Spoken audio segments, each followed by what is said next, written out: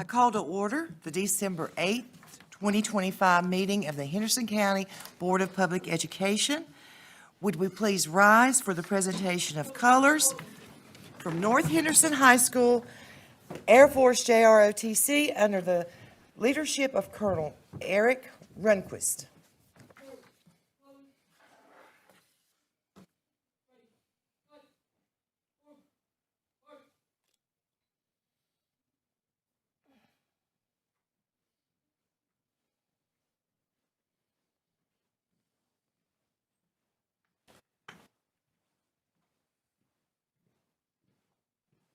Guard, hold, post, ready, cut, ready, face, freeze, arms. I pledge allegiance to the flag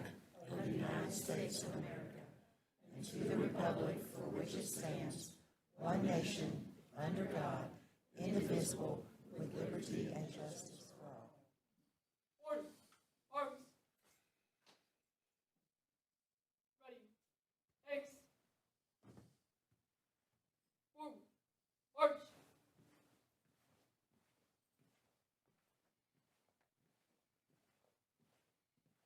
Forward, march.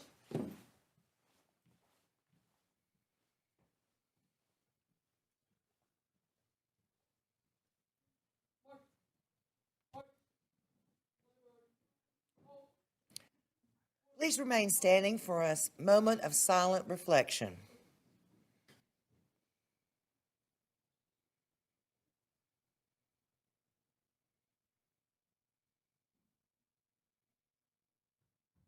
You may be seated.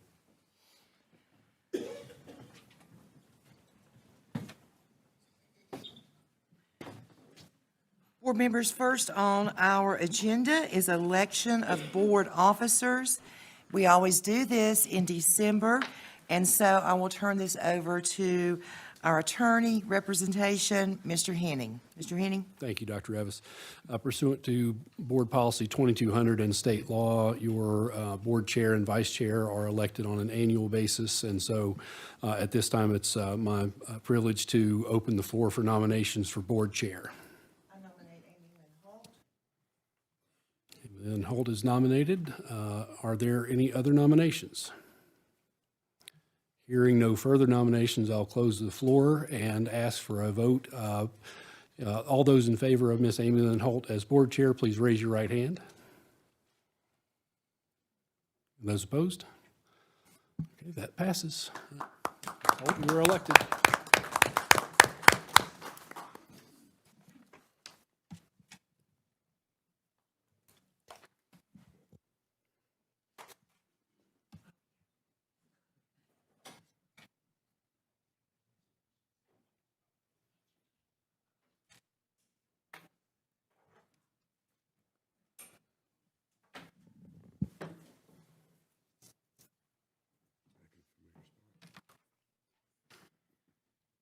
And Madam Chair, it's your meeting now. I'm happy to conduct your vice chair election, or you can take it away. You may do that. Okay. At this time, I'll open the floor for nominations for vice chair. I would like to nominate Kathy Revis. Dr. Revis, sorry. Matthew Ravis is nominated. Any other nominations? Hearing none, I'll close the floor for nominations and ask for a vote. All those in favor of Dr. Revis as vice chair, please raise your right hand. That is unanimous. Madam Chair.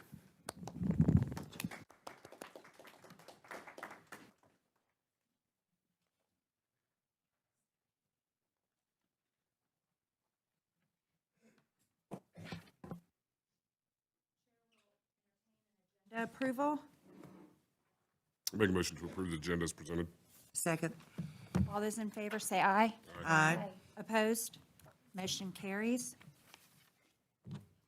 Student and staff recognitions. Mr. Garrett.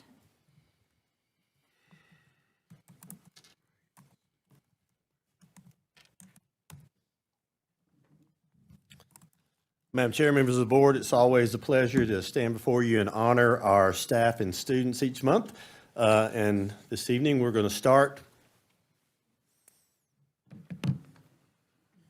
with our Cadet Humanitarian Award that was earned by our very own North Henderson High School Air Force Junior Reserve Officer Training Corps. And I would like to call Colonel Eric Runquist to the front to share more about this honor. And if Dr. Shepard to join me at front, please, too.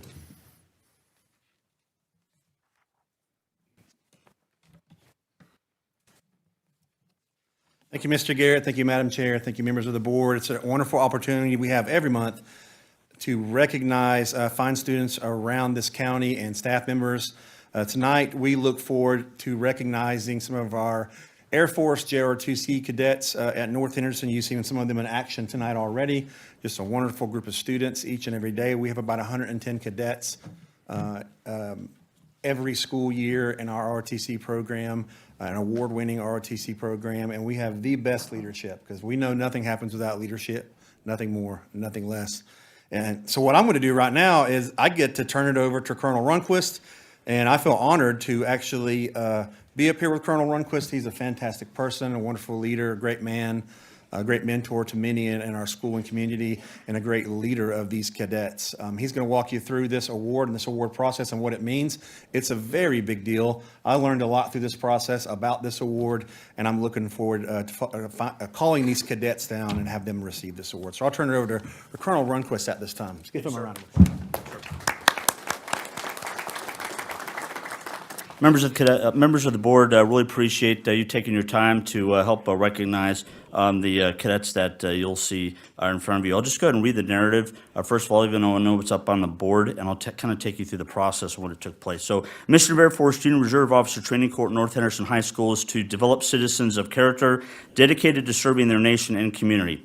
In the aftermath of the devastating impact of Hurricane Helene had on our community, 6 of our cadets exemplified this mission through their selfless service and leadership. Their actions stood out among their peers and were recognized by Headquarters Air Force JROTC, which is at Maxwell Air Force Base in Alabama. Each of these cadets has been awarded the Cadet Humanitarian Award, the 3rd highest decoration that can be bestowed upon a cadet. I'll pause for a second. So what if you were to look at that from a combat decoration perspective, that would be a Silver Star equivalent. This prestigious honor recognizes individuals who provide aid in response to a singular extraordinary event, such as a natural disaster or catastrophe. That creates hardship for their fellow citizens.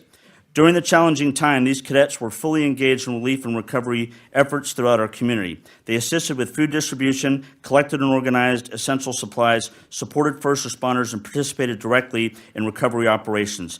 Their dedication and compassion embody the very spirit of Air Force JROTC mission and reflect graded upon themselves, North Henderson High School, and the United States Air Force. So what I'm going to do is I'm going to call them up in alphabetical order for that. And at this point, sir, are we going to go ahead and present the certificates over here? You'll see 2 certificates that are handed. First of all, the one from the county, and then you'll see over here there is another certificate that says Air Force JROTC on it, and actually is signed off by the commander within the Air Force for that. So we'll go ahead and call them up in alphabetical order. So Carmen Carver is our first one.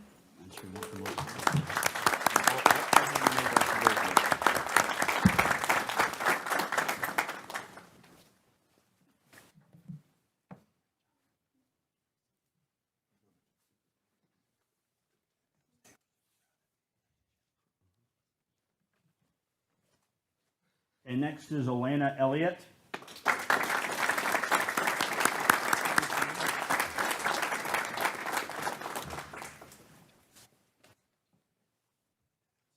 All right, next is Evan Fortin.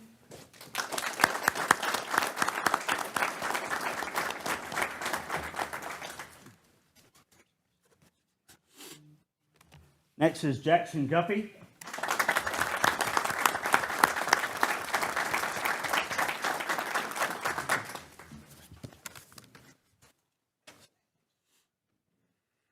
Next is Micah Hartline.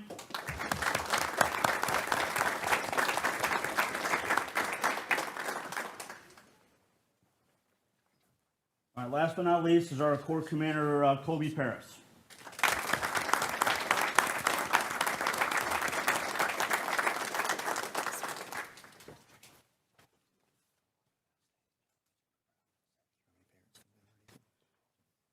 Parents, if you guys...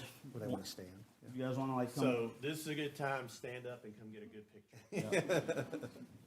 Don't be shy.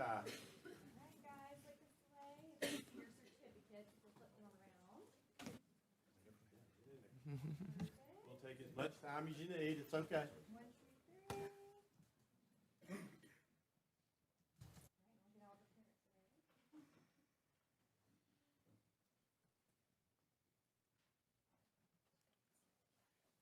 Those on the side, if you want them right here, come get a good one.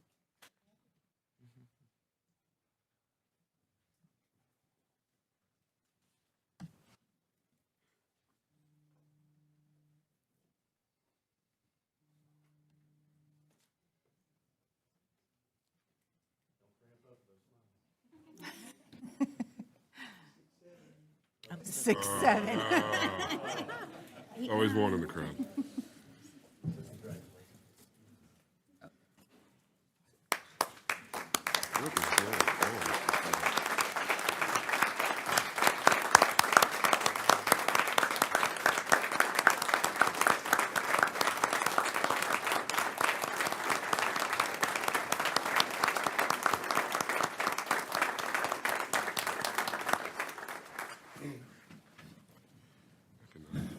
Work.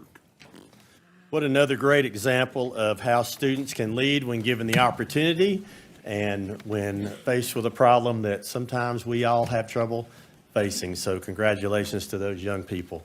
We're super proud of what you've done and what you will do for this community. Next, I'm going to call up Ms. Kirby Farley, who's going to share about the Henderson County Early College's recent state recognition. Ms. Farley?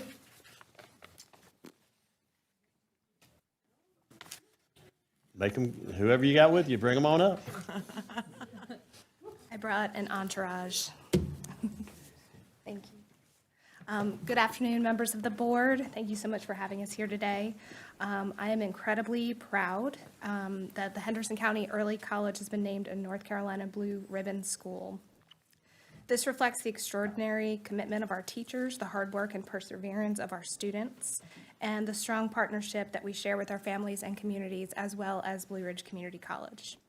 What makes our school truly unique is the environment that we have created together, one where high expectations are balanced with genuine care, and where students are known, supported, and challenged, and where teachers collaborate to ensure that every child can succeed.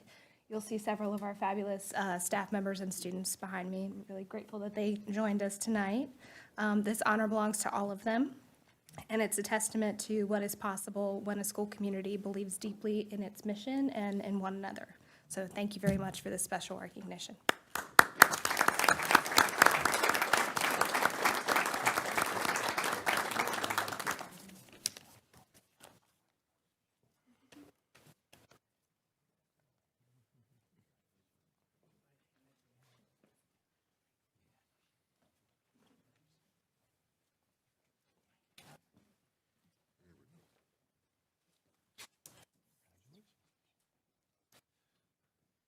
So while they're getting the picture, I had the opportunity to accompany Ms. Farley to the State Board of Education meeting last week when Henderson County Early College was honored.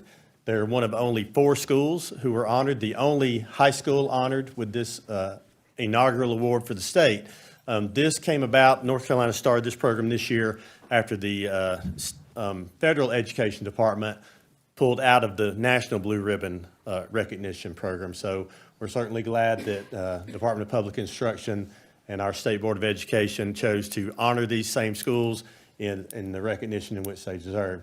So again, you're looking at the first high school in the state of North Carolina to earn this distinction. So congratulations once again.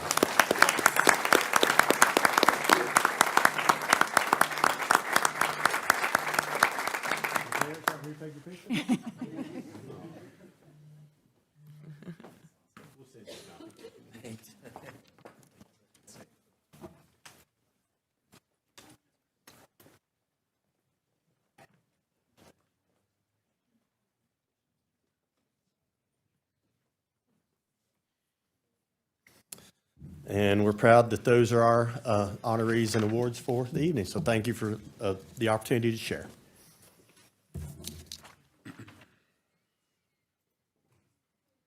Next on our agenda, we have the program highlight, and we have the honor of having some holiday music presented by West Henderson High School Band under the direction of Mr. Gerald Claus. Is that how you say it? Clace?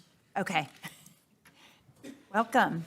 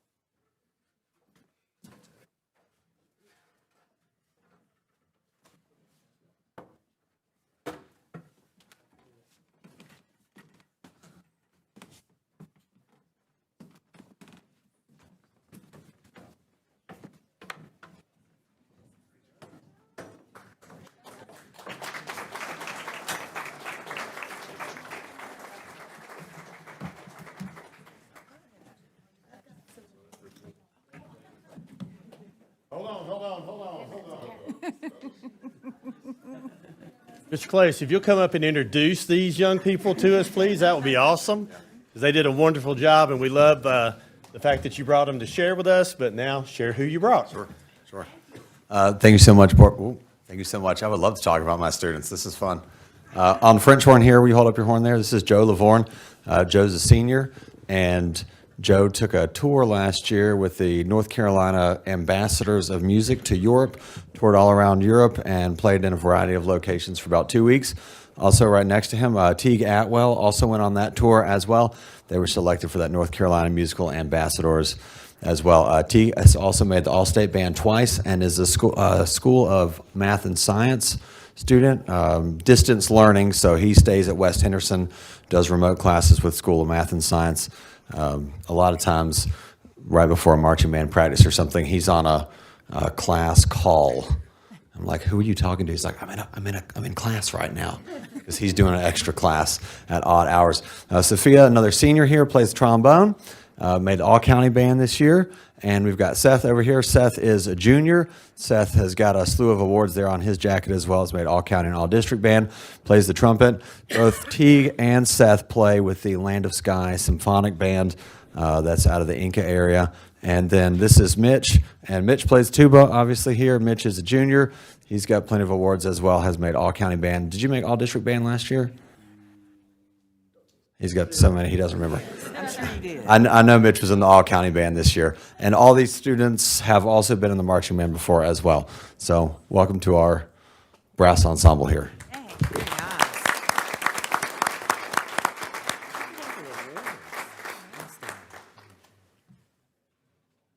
That is awesome. Thank y'all.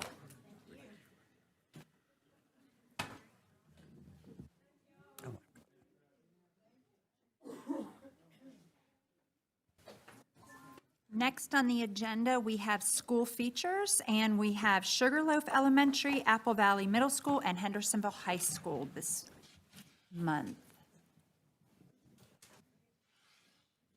I got a little sidetracked by the music, I'm sorry.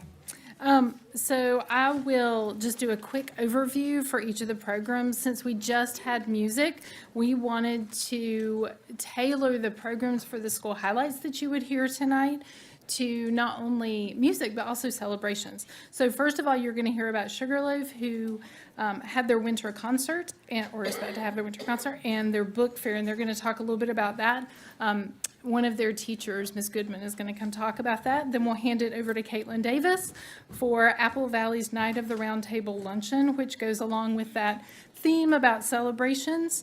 And then to continue that theme is the medieval banquet at Hendersonville High School. Ms. Bruger is going to come talk about that, I believe. So I won't step back up. They'll just roll through, and we will start with Ms. Goodman.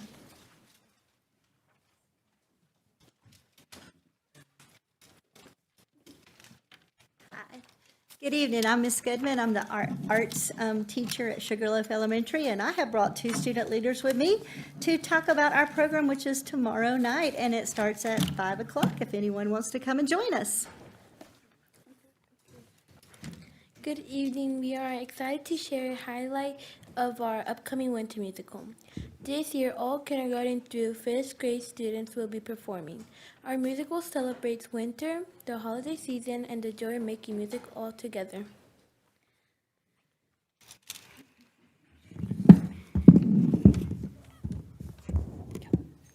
Our show includes a variety of fun and meaningful songs. Kindergarten will introduce everyone to their chilly friend, Snowman Joe.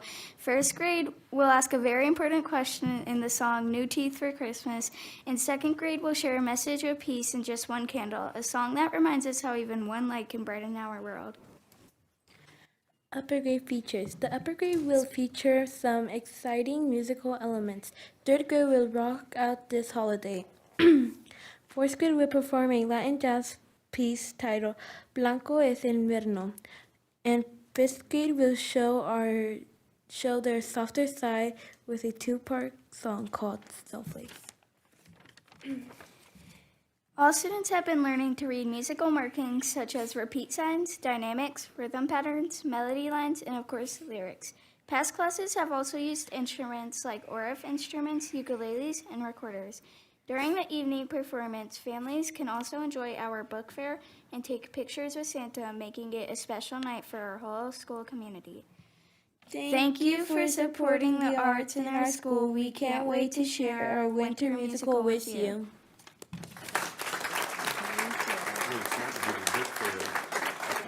And we have in 5th grade, this is Callie and this is Reagan. Great job. Great job. Thank you for coming.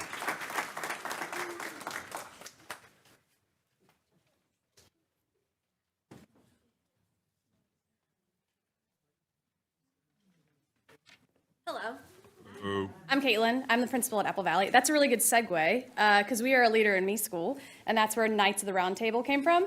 We are approaching, I believe, our 8th year as being a Leader in Me school.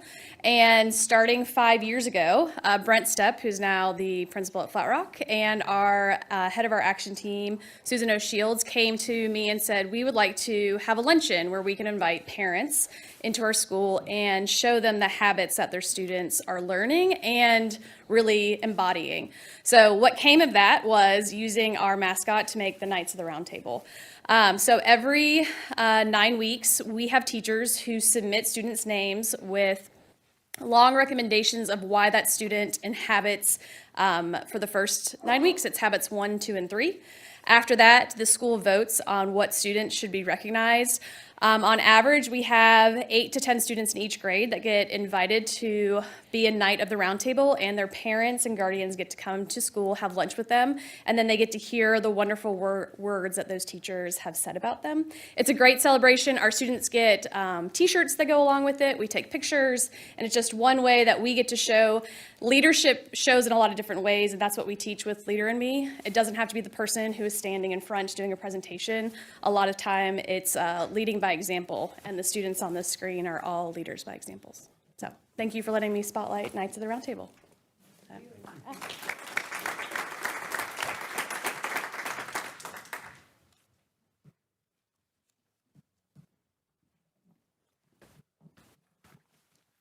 Good afternoon. A lot of times when people talk about Hendersonville, the first thing that comes to mind is traditions. And a lot of our traditions that we have at Hendersonville are to help solidify the bonds that the seniors have. We have our senior play where all the seniors put on our spring musical, right? Well, one of these traditions that help to solidify the bonds of our seniors is our medieval banquet. And what the medieval banquet is a culmination of medieval literature in English, so it's a senior-only banquet, and we literally roast a whole pig. Arthur is currently being roasted. The kids named it. So they chose the name Arthur, but we literally, the picture is there, we bring in a whole pig. The kids will wear medieval garb all day tomorrow in school. They've created their shields, and they've created their own family crests. They put on their pictures of drawings that represent who they are, their interests, their families, their pets, whatever, where they come from. It's you know, how they want to spotlight themselves, and those shields are lined up along the auxiliary gym walls. You can see the parents. It's a really great way too to bring the parents into it, because when the high schoolers reach high school, a lot of times the parents kind of back off. And I talk often about how this is not the time to back off. This is the time to stay dialed in with your children. But they come and they decorate our auxiliary gym. We play chess. They have arm wrestling, they have jousting. It's just a really great opportunity for our kids to commune together and culminate the literature of the medieval times and bring like Beowulf and Canterbury to life. And we would love it if any of you want barbecue tomorrow night to please join us. It starts at 6 o'clock, and there's always more than enough food and revelry. So if you want to come out and celebrate some seniors, we'd love to have you. Thank you for allowing me to. Thank you. Yeah, that's right. Oh, at that school. Wow. That's going to be interesting. Okay, next on the agenda is board member observations. I've got one. Back in 2018, there was a tragedy that occurred in Florida, the Parkland shooting. And that really brought to the attention of this board that we really needed to secure our schools better, create the double point entry systems, and really have someone that could head that department, if you will. And that person is Scott Massington. You never see him. He's always back in the back in the hallway hanging out. But Mr. Massington is retiring this month. And it has been an absolute honor and a privilege to have you in our school system. I know without a doubt that our schools are safer because of you. And I truly just want to thank you for doing what you do. Thank you very much, Scott.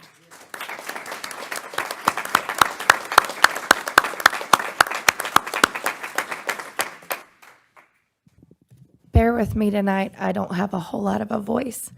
I just wanted to, I got to go visit Mills River Elementary this month, which I'm not really a stranger to, but it's always such a joy to get to go into Mills River. I've known Mr. Otten for many, many years. He was my assistant principal when I was in high school. And getting to see him over the years, he's had all three of my girls. And just his interaction with each one of these kids from the moment they pull up to the school every morning. Every kid gets a fist bump. He knows every single one of them by name. He knows their parents. He knows their car. He knows their dogs. And he has just built such a community within Mills River. These kids, even from the toughest of the tough to the sweetest to the wildest, he loves every single one of these kids, and he just has a way.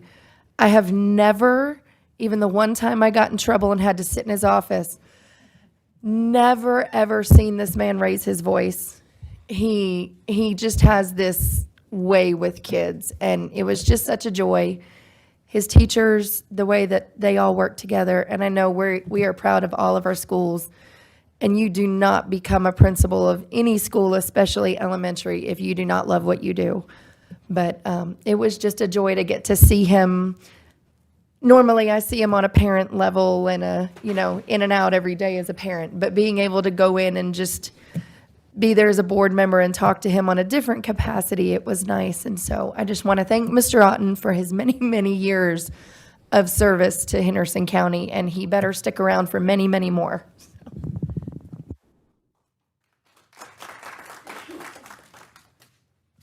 Well, I just want to do a shout out to West Henderson High School. Mrs. Norman and I went there, and I know you've probably got some things you want to share, but I was just totally amazed at the level of instruction and students engaged in instruction and teachers acting as facilitators. And that was one thing that really impressed me. And I know that it was a guided tour, and of course, principals are going to want to take you where they want you to see. I would. However, we did take some detours and went into classes that we wanted to see. And I just want to say kudos to all the hard work that it starts with Mr. Manuel, like you say. It comes from the principal. We are so blessed in this school district to have such strong principals. He has created a sense of caring in that high school unlike I've ever seen before at West Henderson. I was there in the early 90s as principal. I couldn't hang one student piece of work on the hallway that it wasn't torn down between class changes. They have student work displayed everywhere in the classrooms. The students respect it in the hallways. I'm just saying kudos to Mr. Manuel for creating that culture within our high school. And the students truly know he cares about them.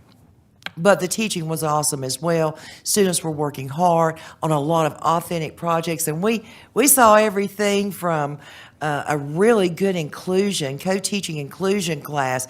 And I said to Dr. Morrow, that's one of the best inclusion classes I've ever seen. I couldn't tell who was the special needs teacher and who was the content teacher. From that to CTE to marketing, I mean, it was just great everywhere we went. Well, this will be a good time for me to echo. Yes, I always enjoy our school visits, and West has never disappointed. It was such an incredible time, and I will have to say I'm so proud of not only West, but our high schools. We live in the time now where cell phones are a big issue, and I can tell that we have made huge impacts forward when it comes to cell phones. I didn't see one cell phone, and we were all over. And I've heard a lot of good feedback from our upper level schools. And I'm just so proud of that. I know it's hard. I can imagine trying to tell, upwards to 30 kids to put them away when, a lot of them are pretty fond of those. But I've just been so impressed with how consistent everyone's been. because we know it's so important for them to get that face-to-face time and be there and engaged, and that's what I've seen, and I'm so proud. And then, of course, it's December, so I always just want to say Merry Christmas, and I really hope that all of our families and staff and students enjoy their Christmas break. It is a much-needed special time with family and friends, and so I just hope and pray that everyone has a wonderful time, that there's no family drama, that everyone, makes a lot of good family quality time or with friends or whoever. So I just wish that for everyone, that they can come back the new year refreshed and ready, so. I'll just cover the three of us went to, as far as Amy Blair, we went to Atkinson. And I don't know if it's blessed their hearts or I'm not real sure, but this is the last year that they have a Cantwell. And so unfortunately for them, they can't get rid of me. So they're still going to see me quite a bit. But while the hallways were chilly, as Ms. Holt found out, the hearts there are just warm. And it has been an honor and a privilege for my kids to attend there for so many years. And we love them, what they're doing, the work they're doing. They actually have a very good musical that they're going to do Thursday night as well, and I plan to be there and to watch it. But we've got to see them in action with some lunch and learns, and what that school is doing is tremendous. And so as much as Mr. Page, we gave him a hard time while we were walking around because that's what we're good at. Kudos to Atkinson and the job that they're doing. Love those guys.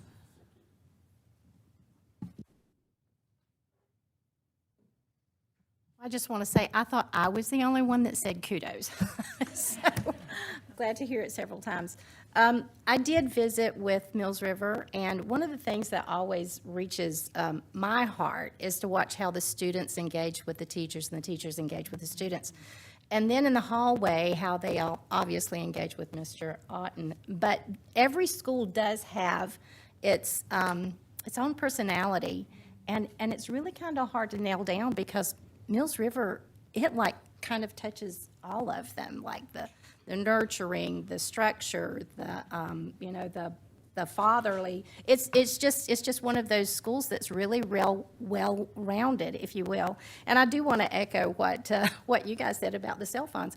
I am really thrilled to know that has actually taken root, and that there's actually producing a fruit. So I'll be anxious to see what test scores result in years ahead. So I had to write this down because I didn't want to forget anyone. A mighty big thank you to the Henderson County employees, administrators, and to this board, and to the Henderson County Sheriff's Department for all you have given to the students of our district. And to all the students of Henderson County Public Schools, thank you for the hard work 2025 has required of you. I wish you all a very Merry Christmas and a Happy New Year. And to everyone that has stepped into this boardroom month after month and stood up and given us your speeches and told us what was on your mind, I want to wish you also a very Merry Christmas and a Happy New Year. Thank you. So if anybody knows me, the way to my heart is food. And I am reflecting on our Thanksgiving Day that we had. I think it was on the 20th of November. Man, our school cafeteria staff, they put out some food that day. I was able to volunteer at Hendersonville Middle School, and I am just so thankful. They have 4 spots for child nutrition staff there, and there's only 2 of them that are filling that role. So they are working super hard, but our child nutrition department comes in all the time at the district level and goes into that school and helps them out so they're not short-staffed. And there was a ton of us, they probably wanted to get rid of us. There was a ton of us parents in there, donned in hair nets and aprons and gloves, and it was a really good time. And then I was able to go over to the elementary school and eat a fantastic lunch there with my granddaughter and foster daughter and her little sister, and it was a really good time. So I know that's a lot of extra work for our child nutrition staff that day, but I have been going every year for 25 years now, and I will never miss a day of it. Like, I'll be adopting somebody's grandkids when mine get out of the school system just so I can go. And I just really appreciate the work that they do. They're fabulous. Okay, is that everybody? Okay, so up next is public comment, and I'm going to call them in the order that I received them. The first one is Colby Corin. You each have 3 minutes. We have a hook. If you go over, we'll pull you off. Need a Nerf gun. Oh, yeah, that's a good idea. I wrote it down so I wouldn't go over. Madam Chair, first of all, congratulations. Thank you. Members of the board, tonight I speak to you as a proud employee of Henderson County Public Schools. Proud because time after time, this school system has shown that student needs far surpass adult convenience. As a fifth grade reading teacher, I see every day how deeply these decisions ripple through a child's learning. In my classroom, we study Rosa Parks, a woman who stood up against injustice even when the law failed to protect what was right. We study Martin Luther, a reformer who challenged an establishment that no longer served the people it was meant to serve. My students learn that sometimes systems fall behind the needs of the people they are supposed to support, and that courage is required to move them forward. Should I stop teaching these lessons because these leaders challenge laws or expectations? Of course not, because their courage changed history. Tonight, you have a chance to shape the future of education in Henderson County and North Carolina in a meaningful way. Elementary students depend on routine, believe me, and instructional momentum. The calendar you adopt determines whether January is a month of progress or a month of relearning everything lost over winter break just for a test. It determines whether teachers can build strong foundations or must consistently rebuild them. And I want to speak directly to something important. A little more than 4 years ago, some of you that sit in those very seats tonight stood on this side of the table during COVID, passionately urging the board to challenge state and federal mandates because you believe leaders must do what is right for kids, even when policy lags behind. You were right then. That principle doesn't change just because the situation has. I've sat in this seat. I've taken the same oath that you have. I understand the pressure, but the people of Henderson County elected you to lead with courage, not convenience. Tonight, we ask you to hold yourselves to the same standard you once demanded from others, to stand up for what is right, to choose the calendar that reflects what students actually need, not what an outdated law requires. Our students cannot speak for themselves. That responsibility falls on us and on you. Please make the decision that you know in your heart is best for the kids of Henderson County Public Schools. Thank you.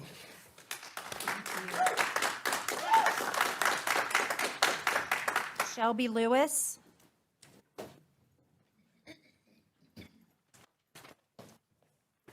Great, okay.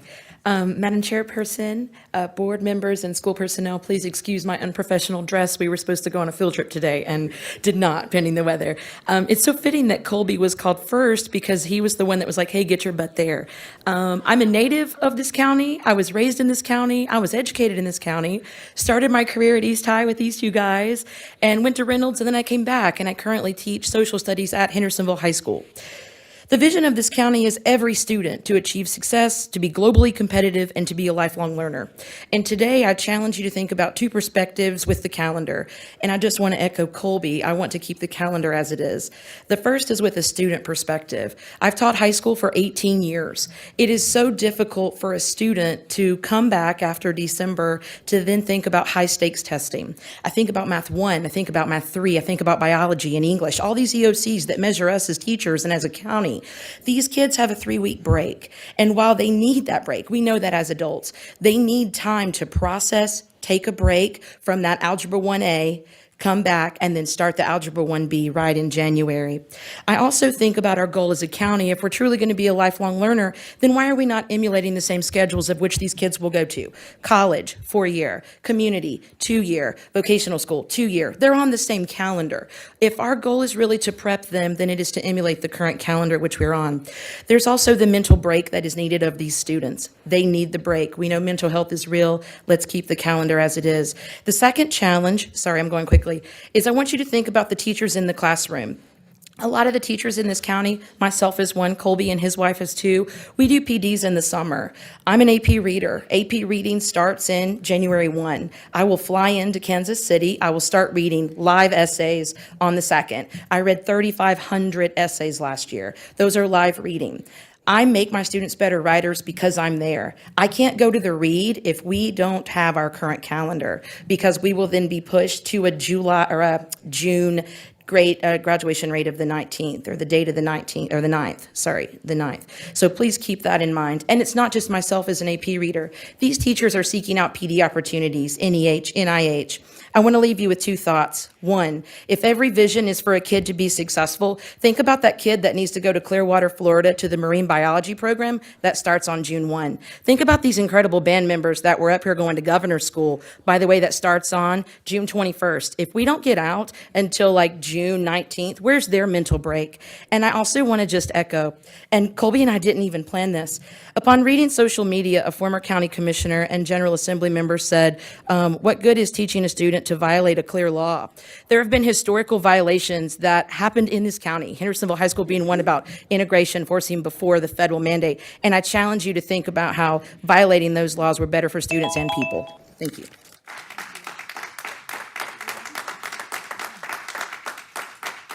Christine Corin.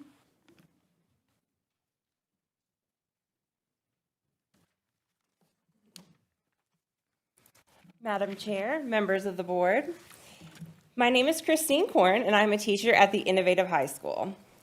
I'm here this afternoon because I care deeply about what our students deserve, and because I see every day how a school calendar built around the state's outdated law harms the very students that we are trying to better their lives.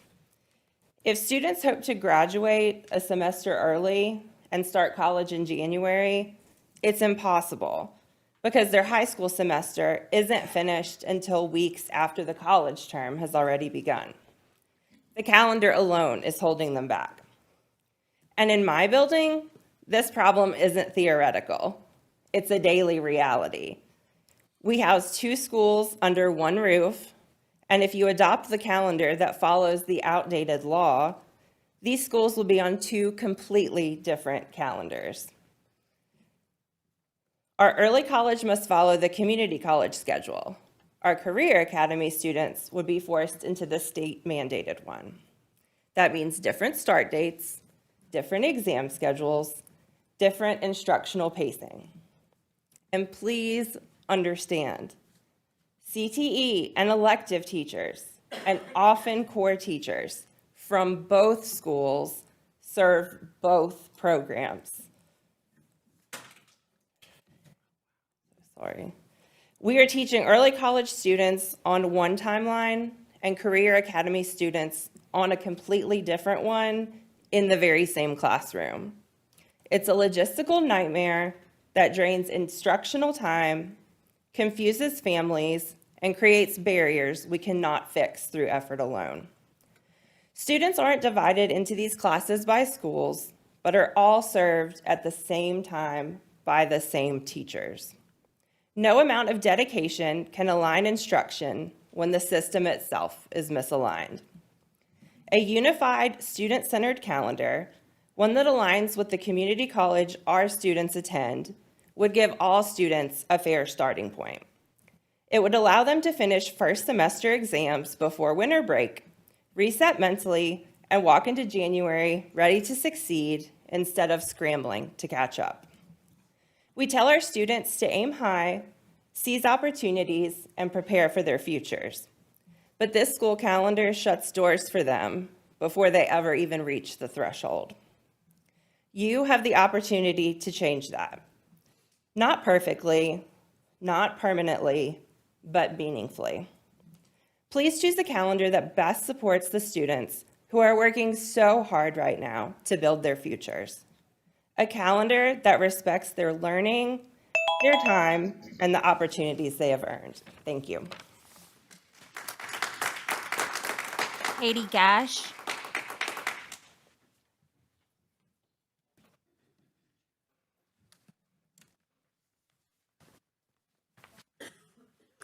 Good afternoon, everyone. And my name is Katie Gash, and I was a public school teacher here in our county for 12 years, and I hope you're all doing well. And congratulations to you, Amy Lynn Holt, and congratulations to you, Dr. Revis, for being elected to lead our school board. And I'd like to just echo and say that I agree with what my fellow educators just came up here and said about the school calendar. But that's not what I had wanted to talk to you about. I want to share a disappointing piece of information that I found out last week while visiting our public library with a field trip group of elementary school students. Did you know that the student numbers that our kids have no longer automatically serve as library cards? I didn't know that. It is now an opt-in service that parents have to do as opposed to an opt-out service.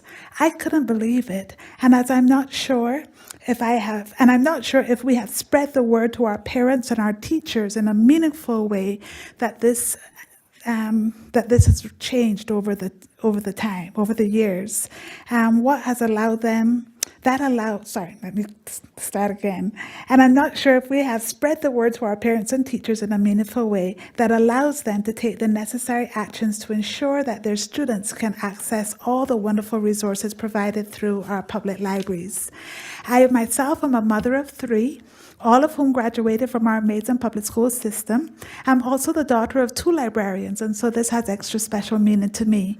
So I was always pleased with this county, and I guess with our state, for linking public school student numbers with library cards. When we moved here, this was such a blessing to me and my children, who were in 2nd, 5th, and 6th grade at the time. We had limited financial resources and limited social connections, and access to the library and its books, its amenities, its computers, its programming, etc., meant so much to us. My children could check out books and access the amazing programs and resources offered at the library by simply using their student numbers. Wow. And at that time, I didn't have my driver's license, as I was not a green card holder as yet.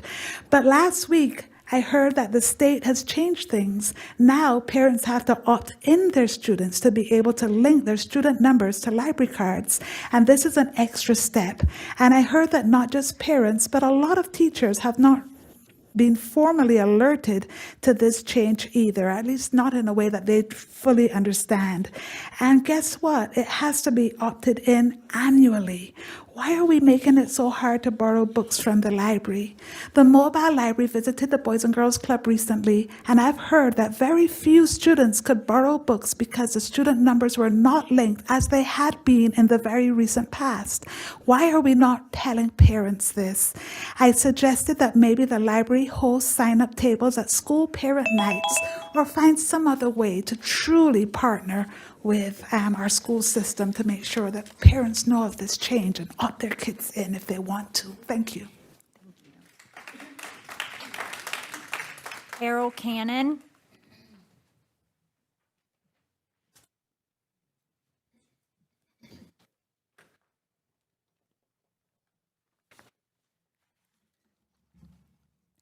My husband Robert and I remember well decorating our first Christmas tree together.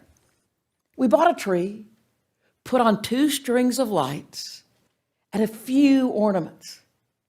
It was simple, and yet it looked beautiful to us. And then came the finishing touch, the tinsel. Robert took one piece of tinsel and meticulously placed it on a branch. He carefully continued that pattern, following the example of his father.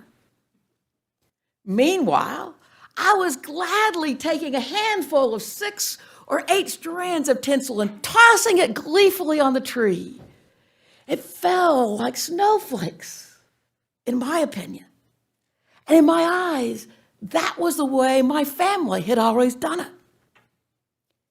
And Robert looked at me in horror. That's not the way to do it. You have to decorate the tree with care. And I looked at him in disbelief. What difference does it make how tinsel is placed on the tree? And we learned that day that each of us thought that the way that we had grown up was the standard way to do it. More precisely, the way we learned was the right way. Any other way was just wrong. And as other people have mentioned tonight, as school board members, you are facing a choice regarding the start date for the traditional school calendar next fall. And it seems to me you have basically two choices. You can follow the standard set by the General Assembly of August 24th, or you can follow the pattern the school board set the past several years, starting around August 12th. Now, Senate Leader Phil Berger prefers the later date, because that's what the leaders of the tourist industry on the coast want. Many parents and teachers prefer the earlier date. I didn't know that when they were starting to talk today. But it allows the students to take their exams before winter break. And I encourage you today to do what is best for the students and the public schools here in Henderson County. Listen and check with teachers and parents for their preference for the start date of school. If they indeed prefer the earlier date, follow their wisdom. And if you don't like being caught in a bind, use your influence as school board members to advocate for an earlier start date for next fall as settled by the General Assembly. Thank you.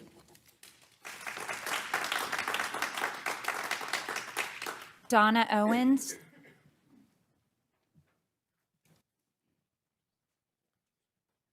I read from the Word of God. The hand of the Lord came upon me and brought me out of the spirit of the Lord and set me down in the midst of a valley, and it was full of bones. Then he caused me to pass by them all around. Behold, there was very many in the open valley, and indeed they were very dry. And he said to me, Son of man, can these bones live? So I answered, Oh, Lord God, you know. Again he said to me, Prophesy to these bones and say to them, O dry bones, hear the word of the Lord. Thus says the Lord God of those bones, Surely I will cause breath to enter into you, and you shall live. I will put sinews on you and bring flesh upon you, cover you with skin and put breath in you, and you shall live. Then you shall know that I am the Lord. So I prophesied as I was commanded, and as I prophesied, there was a noise, and suddenly a rattling, and the bones came together, bone to bone. Indeed, as I looked, the sinews and the flesh came upon them, the skin covered them over, but there was no breath in them. Also he said to me, Prophesy to the breath. Prophesy, Son of man, and say to the breath, Thus says the Lord God, Come from the four winds, O breath, and breathe on these slain, that they may live. So I prophesied as he had commanded me, the breath came into them, and they lived, and they stood upon their feet, an exceedingly great army. Then he said to me, Son of man, these bones are the whole house of Israel. Behold, they say, Our bones are dry, our hope is lost, and we ourselves are cut off. This is the condition that the whole of Israel have found themselves as a result of disobedience of God's word. Our nation today is a mirror image of these words as a result of disobedience of God's word. Turbulence and violence are rising higher every day, getting closer to our homes and our schools. The last words of this verse are them saying our hope is lost. Do we say these words over our nation? No, absolutely not. Then what do we do for our nation? We are given clear instructions in God's word how to help this nation. If my people who are called by my name will humble themselves and pray and seek my face and turn from their wicked ways. Then I will hear from heaven, and I will forgive their sin and heal their land. This is what we should give the next generation, not turbulence and violence and confusion, but a land that has been healed by God's hand. Thank you.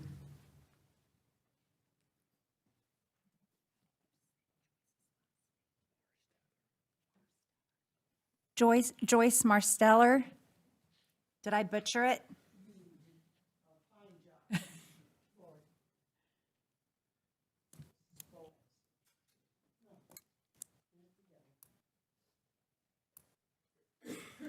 First, I want to thank you for being who you are.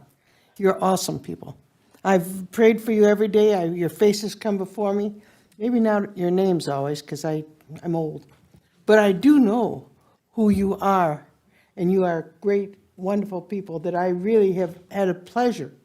And I don't know about these elections. I guess they're going to come up, and I just want the best. I would miss any of you if you aren't here next time. Yeah, around. I don't know how it's going to go, but I'll be praying for the Lord's will. That's why I brought this Bible up, because this is a foundation for the joy of the Lord. The joy of the Lord is our strength, and it's also our truth. We get so confused by your truth and my truth that we forget about His truth. And I want our school board to know that I am so proud of most of the things. Of course, you're not perfect, so I can't say I believe everything. But I do know that you are trying, and you are doing the very best you know how. And that's what I want for our kids, the very best. The school calendar. I don't know how to do it, but you know what's best for the kids. I would join whomever it is in agreeing with that. And if it means to stand up for what is right and best for the children, then so be it. But if it isn't, and if it's just a political thing, I don't get it. But I believe that you will do what is right. And I have confidence in you. And I will be praying for that, because there's one truth only. And His truth will be the best for the children. He won't do what's good for them. If you listen, He'll do best. He has finances in here. He has calendars in here. He has everything that you need. Every question that you have can be fulfilled if you study it, read about it, think about it, pray about it. And I think you'll really find that God is here, alive and well. And I thank you for letting us speak, because there's a lot of school boards where they're afraid to speak. And even if I speak poorly, or even if I speak wrongly, you allow me. And I'll stand up for anybody, whether they agree with me or not. If they'll stand up here and tell what they think, I'll stand with them. Maybe not agree with them, but I'll stand with them for the ability to stand up before the Lord God Almighty and speak what they feel is on their truth and what they think is truth. And I thank you and I praise you for the wonderful opportunity we have in our school system. Wow, it's awesome. Compare us to other places, and I think you've done very well for yourselves and for the children. So I'll continue praying for you, continue lifting you. Merry Christmas and Happy New Year. Joe Elliott.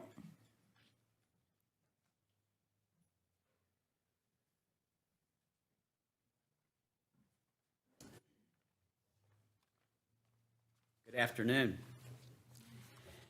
Did you know North Carolina's student participation in AP courses reached an all-time high in 2025? Did you know 72% of North Carolina's students taking the AP test received a passing score compared to 70% for the rest of the nation? This represents a 21% increase from 2024. Did you know North Carolina graduation rates reached 87.7%, the highest mark in 10 years? Did you know North Carolina students achieved a 3-year high on most standardized tests at the end of the 24-25 academic year?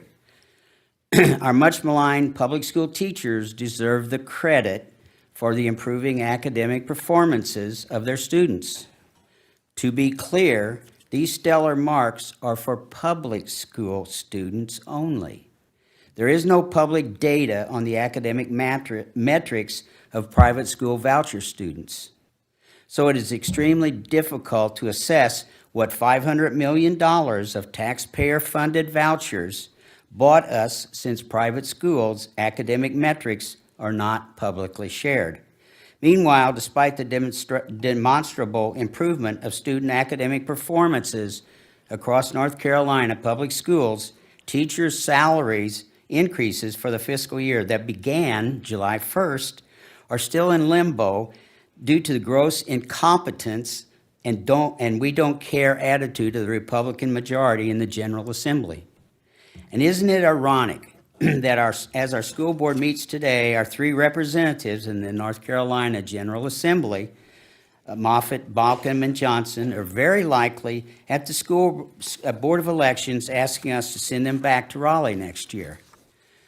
Don't we owe our teachers, our parents, and our students better representation in Raleigh? Our current representatives cannot pass a budget. They insult our hardworking teachers with meager pay raises that are 6 months behind schedule. They are lavishly rewarding private schools with $500 million in voucher funding while starving our public schools. There is no oversight on their spending and no discernible metrics to justify the massive transfer of public funds away from public schools to largely church-affiliated private schools. They also waffled on much-needed funding to keep Eddyville Elementary open. And any manager would fire employees with this kind of track record. In this case, we are the managers. It is time to fire Moffitt, Balcom, and Johnson and get representatives that think of our teachers and our students first. Thank you. Mayor Silvius?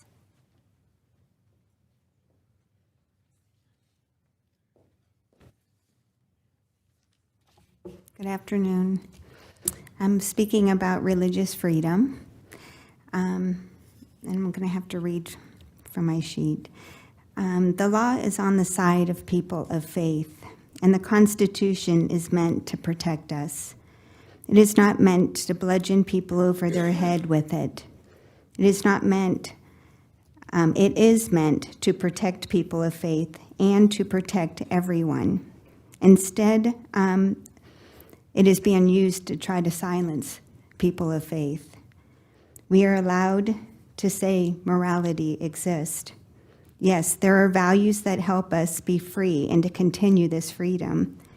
When you silence people of faith, you are silencing the voices of people's children of faith and children from being able to express themselves and their faith and their worldview.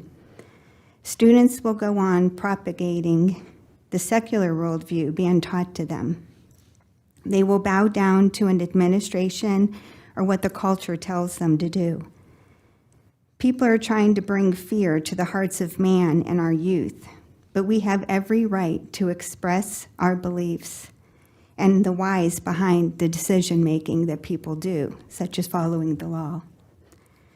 I humbly share this, that American pastors are either ignorant of biblical truth about freedom, or they feel pressured to stay publicly silent. As was spoken last month, that a lot of pastors from our area felt that we shouldn't mix faith and, I guess, the school system. If pastors are trying to silence the people, as the pulpit goes, so goes our nation. We are a sin-sick world.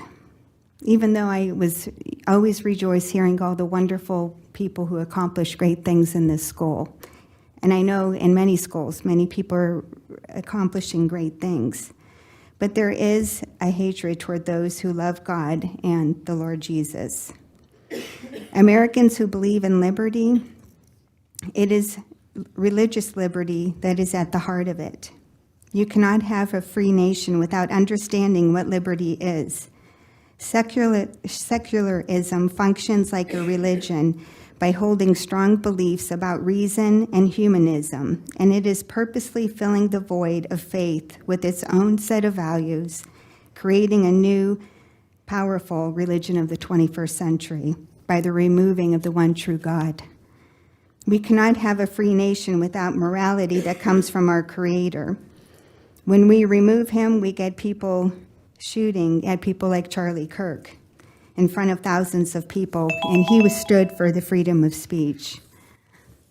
I have a lot more to say, but I just ask that we stand on the First Amendment. It's not supposed to impose a religion, but it is also not to prohibit us from being able to speak our faith. Thank you. Next on the agenda is the consent agenda. Chair will entertain a motion. Move we approve the consent agenda as presented. Second. All those in favor say aye. Aye. Opposed? Motion carries. There is no old business, so we'll move on to new business. The fall 2025 policy updates, Mr. Carl Taylor. So if you see the agenda, we're going to get Mr. Taylor back from missing a recent meeting because he has quite a bit on the agenda this evening, so be kind to him, please. Yes, good evening, everyone. Hope you are doing well today. So first here, we do have our fall policy updates, and the policy committee did meet late in November to go through these. And I can say in my 5 years of doing policy updates, this is probably the policy update with the least amount of updates. Pretty much as you go through each one of these policies, you'll find one line that maybe has rewording or a line added to it, or maybe a paragraph shifted somewhere in the policy. So very, very minor changes within these 16 policies that are listed here for you tonight. And so at this time, I'm happy to give Ms. Dell, Ms. Norman, and Ms. Campbell an opportunity to share anything that you all would like to add in terms of the updates. But really, there's not a common theme to describe here within these because, again, there just isn't a lot to them. Vast majority of these tie to the legal references and changes that have taken place in the General Assembly over this last session and the bills that they have passed.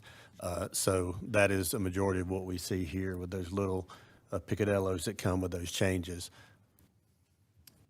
So one of the things that we kind of left it like a question mark was policy number 7910. Were we able to find some more information on that policy?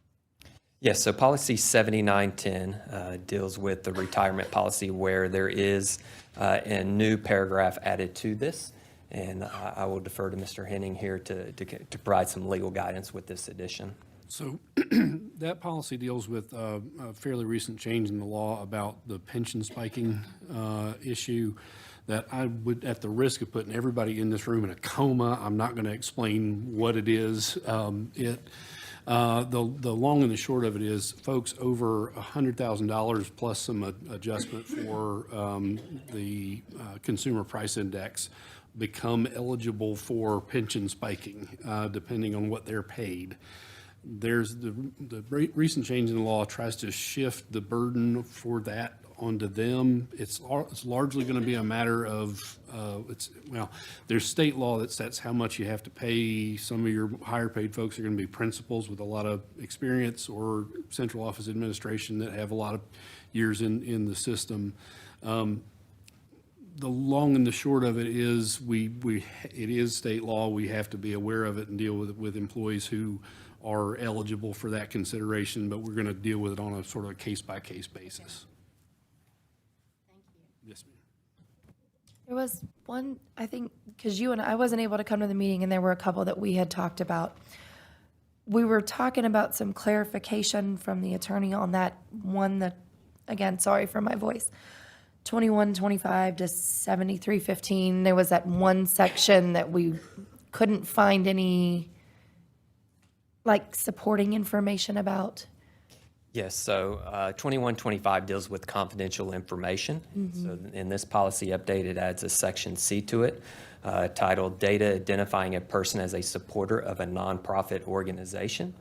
And so again, I'm happy to defer to So Mr. Henning on this one as the well. thrust of that law was to say that if you as a government entity are not going to condition whether you allow somebody to participate in your programs or not based on their affiliations with nonprofit organizations. I don't think it's going to affect K-12 school systems very much at all.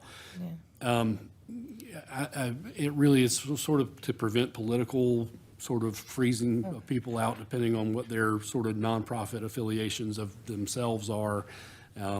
It is state law across the board, but, and again, I don't think it's going to have much effect for K-12 school systems. Okay. Thank you. That was the one I had a question on, too. Did you say another? It was just, it had multiple numbers with it. It was one of those two-part policy ones, and that was just the one section of it that he had gotten some, we were going to get some clarification. Sorry, again, bad voice. I don't think there was anything else that we had a couple just generic questions, but there was nothing that stood out to, Sheila and I were there in person, and Beth had shared with Carl prior to the meeting over the phone, but there was nothing that overly we were concerned about or didn't agree with, so. I'll make a motion to approve policies 1 through 16 and their fall policy updates as presented. Second. All those in favor say aye. Aye. Opposed? Motion carries. Good job, Carl. Thank you for taking it easy on me. I It appreciate could it. all be that easy. Go It'll ahead and be stay right helpful. there. worry. You're Just not, stay right you're not there. moving for a minute. Next on the agenda, item B, it's the 2026-2027 Flex Calendar first reading. Yes. And so on our agenda tonight, we do have 4 calendars listed here for you.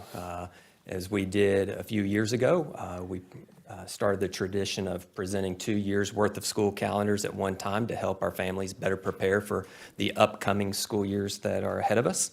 And so in terms of the process here, again, just to highlight the work that has been done to get to where we're at tonight, we did bring together our calendar committee in November twice. The calendar committee consists of a representative from each of our schools so that we're getting feedback from them. Ms. Holt also participated in those meetings to represent the board and to be able to hear the conversation that took place. We also presented these calendars at the Superintendent Teacher Advisory Committee meeting in November, the Superintendent Parent Advisory Committee meeting. We discussed it with student government leaders, even though they're seniors and will graduate before these calendars come into effect, but still just to get their feedback as well. The calendar committee, after we met the first time, they took a first round of drafts back to their schools, received input, submitted that input back to us so that we can make any adjustments prior to that second meeting. And so again, the calendars that are being presented to you tonight are the ones that they prefer. And so as we look here at the Flex to start with, the commonality that you will see between the Flex and all the other calendars we look at tonight is that they all have to have 215 days in them. For those 215 days, 10 of them will be annual leave days, 11 of them will be holidays, and then 194 days make up the rest. And so that would then consist of student days and teacher work days. We are not necessarily aiming for a certain number of student days. We just have to make sure that we meet the instructional hours requirement. The state does require that we meet instructional hours of 1,025. And so what we try to target is somewhere between 175 and 180 student days in these calendars. On average, we say a 6-hour instructional day is what all of our schools will cover, and that is based off of our block schools that have 4 90-minute classes, and so that adds up to 6 hours of instruction that those students receive. So if we have 175 student days, that puts us at 1,050 instructional hours. If we have 180 student days, then that puts us at 1,080 instructional hours. So well over that 1,025 requirement. That way we have a little bit of flexibility if we get a crazy winter.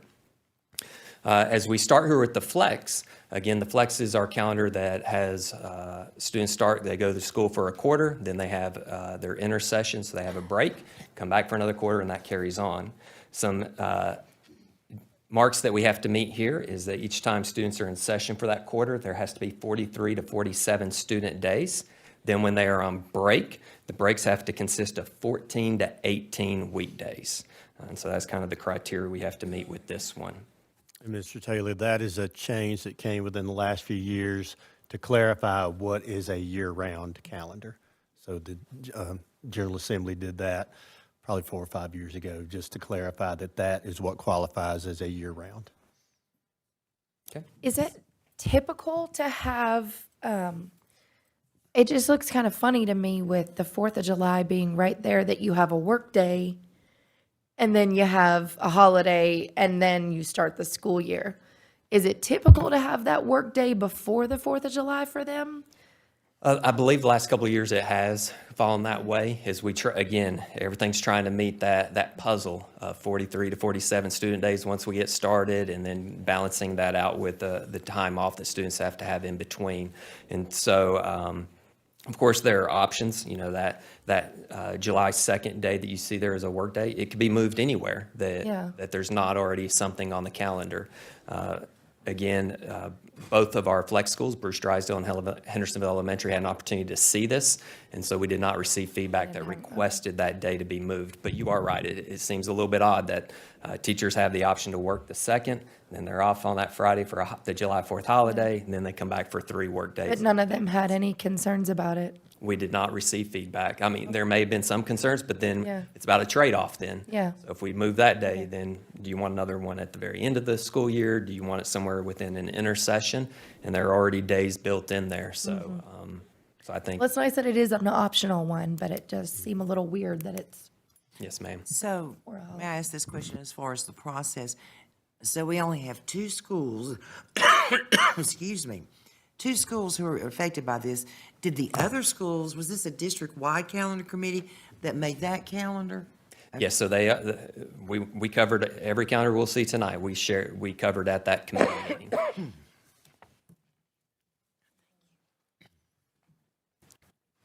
I would just like to make sure that we get good feedback. Yes, ma'am. Yes. So as we look at this calendar, I'll just kind of quickly go through it, highlight some features of it to you, and then from there, again, answer any questions that maybe you see. So as Ms. Campbell has already noticed, we do start there early in July with some work days. A district, when you see DPD, that does stand for District Professional Development, and so that is professional development that Dr. Marlowe and her team organize for the staff on that day. The 8th has a TPD day on it, and that stands for Teacher Protected Day. So that is a day where no district meetings or school-wide meetings will be scheduled, so that teachers get that time in their classrooms to prepare for students. The first student day then is July 9th. Then as we move to August, we see the next day off for students would be August 7th. And again, you see that DPD, and that's District Professional Development. That currently aligns with our other calendar that we will look at in a moment. So that's one where the flex teachers, as well as all of the other teachers across our district, will have professional development together. That first quarter ends, so the final student day is September 11th, and then that's when that first intersession would begin. There are work days that then lead up to when students return there at the end of September and the beginning of October. Students would return October 5th. And then as we transition to November, that's where we see again a series of days off. The first one you see there is November 3rd. That is a required teacher work day, so there will be district professional development on that day. But that is a non-student day due to it being an election day. And so again, a lot of our schools are used as polling sites, and so that just kind of adds a little layer there for our students, since we will have people from our community coming onto our campuses. November 11th is Veterans Day, and again, that is the one holiday that we are required to take on the day. And so November 11th is Veterans Day, and so that is why that holiday there falls on a Wednesday. Sometimes we get, well, why is there a work day, a day off there in the middle? Well, that's because law requires us to take that day off. So we go to the end of November, there's our 3 days at Thanksgiving that we are accustomed to seeing. And then as we transition to December, final student day is December 11th before that next intersession. So any questions there on that first half of the calendar? All right. As we transition to the second half, January, students return January 4th. January 18th is an optional teacher workday, and that lines up with the Martin Luther King holiday. In February, February 19th is a required teacher workday, and that again will be a district professional development, and that does line up with the other calendars currently. Then the final student day there in the third quarter on this calendar is March 5th, and then there are the 3 weeks off that follow. You see March 22nd through 26th, that is the days that are marked for spring break, and so that will line up on the other calendar as well once we get there. In April, April 23rd is a student day off, and that is an annual leave day. And then in May, the final student day is May 28th, and then a few work days that then follow the Memorial Day holiday on May 31st. So any questions on this calendar? So this calendar follows all the calendar laws for year-round school. Yes, ma'am. I move that the Henderson County Board of Public Education approve the 26-27 flex calendar for first reading. Second. All those in favor say aye. Aye. Opposed? Motion carries. Okay, we will move to C. Yes. Unless you want to do the 27, 28 flex one now that we've got them up. Yeah. No? No? Okay. Keep a year at a time. All right. That's okay. Yeah, we can do that. All right, so go back to the 26-27 traditional and early college draft. Please. Okay. Sorry, Matthew. Just keeping them on their toes back there.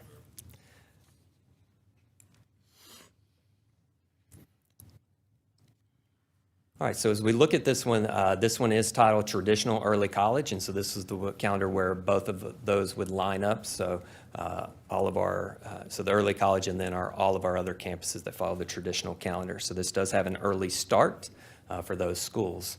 As we look here in August, there are a series of work days there that then lead into the first student day of August 12th.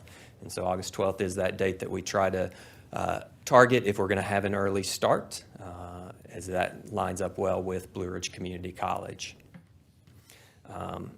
From there, you'll see some similarities to the flex. In September, September 7th is a day off for Labor Day.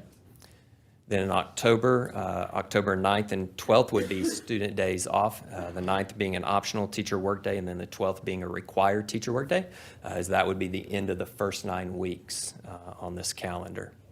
Then in November, you see the exact same thing that we just saw on the flex in terms of the 3rd being a non-student day or required teacher workday as a result of Election Day, the 11th being Veterans Day, and then the Thanksgiving days as well. And then December 18th would be the final student day here. That would line up with the end of the first semester, and that would have us at 85 student days at that point in time in the calendar. So any questions there on that first half?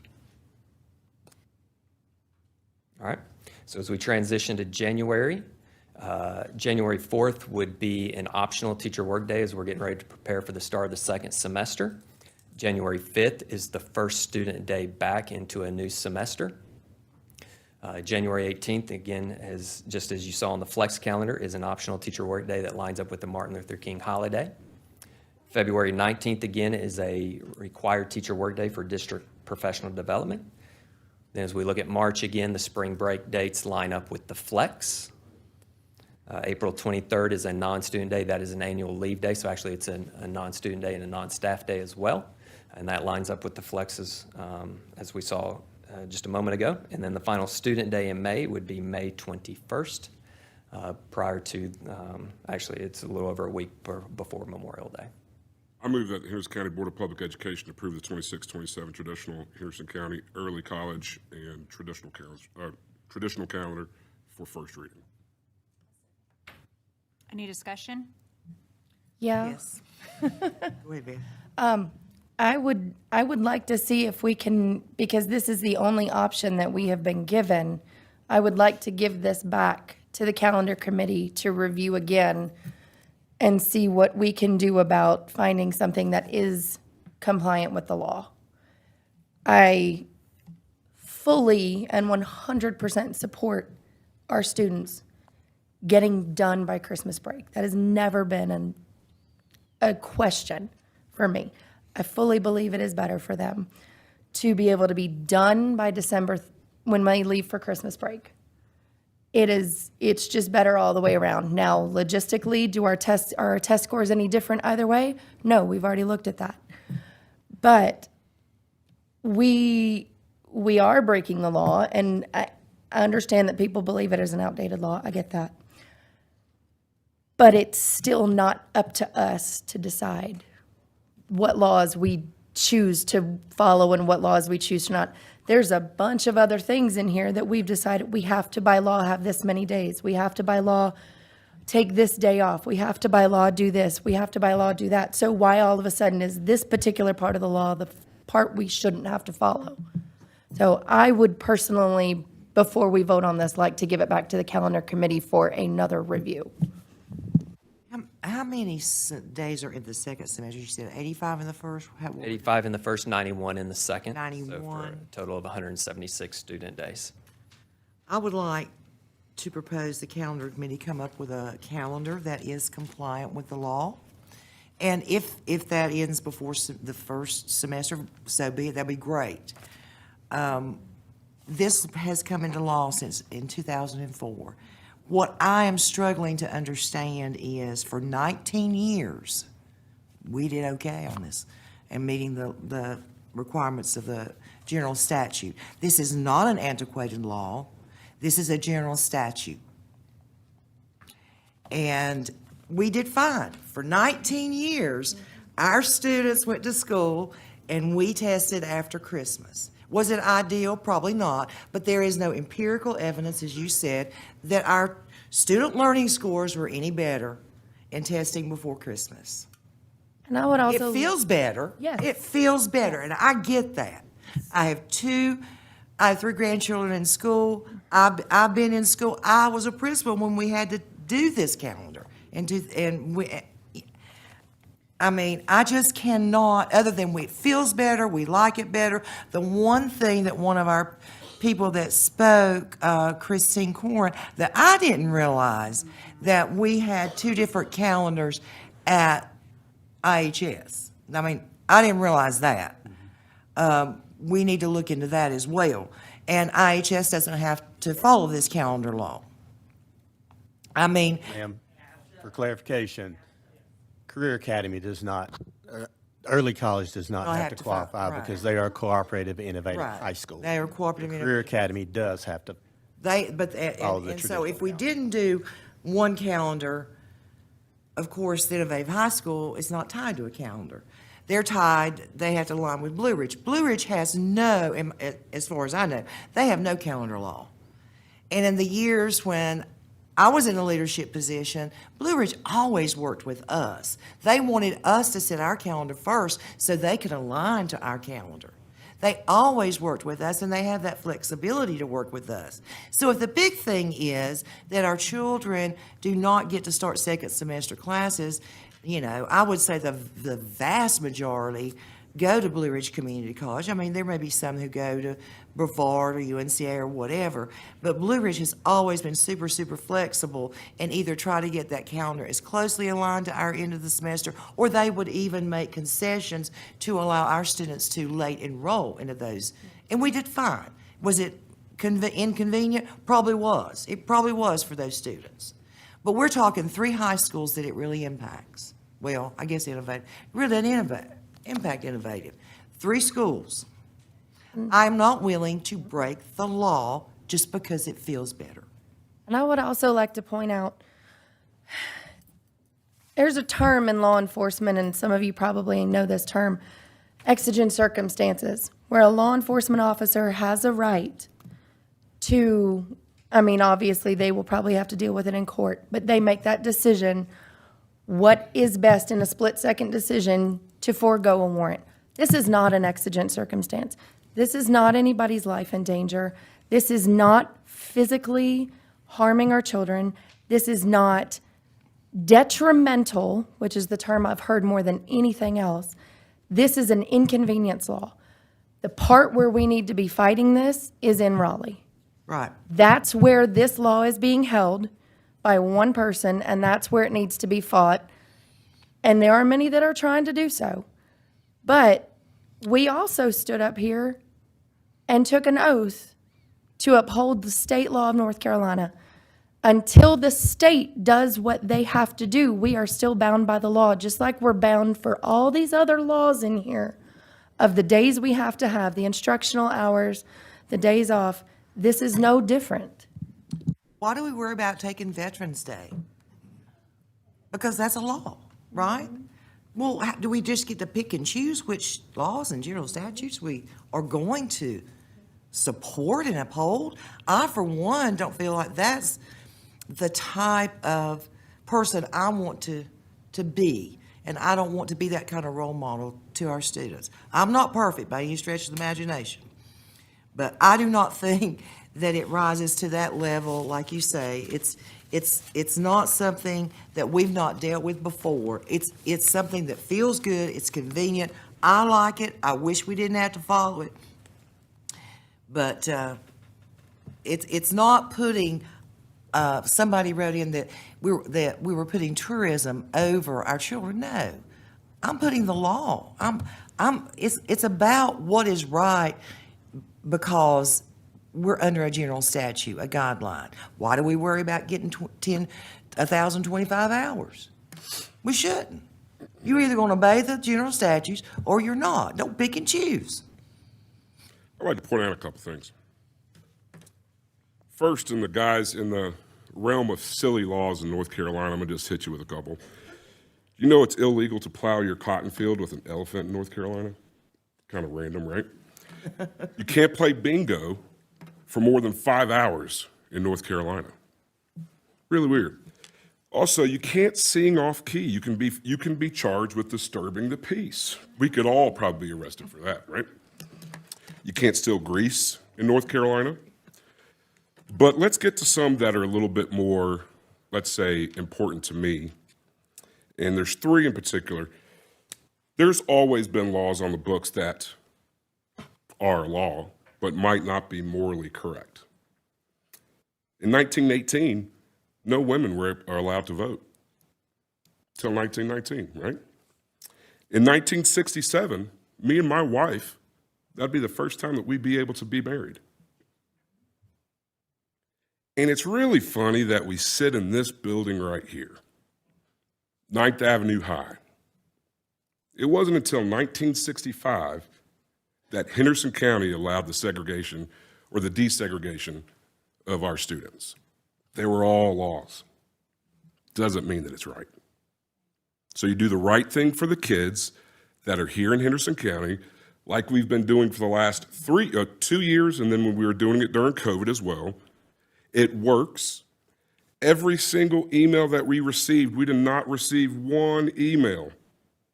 I did not receive one email that said, let's go with the other calendar and follow Senator Berger's calendar law. Every single email from teachers, from students, from staff, all said, let's follow the early calendar because it's the right thing for our students in Henderson County. I also want to point out that Blue Ridge did not allow for my daughter-in-law to do a late start. She graduated early, and she had to wait until the fall semester, so they don't always do that. So that did not work out for our family. I hate that, Emily, because it should have. Yeah, I know. I know. I hate that. Yeah. I mean, I'm not saying they're great to work with, but. They are. You know, They I are. just wanted to make it known that that doesn't. And for me, there is one person that is holding this up, and it's almost shame on our senators because they need to stand up to Phil Berger and get this correct law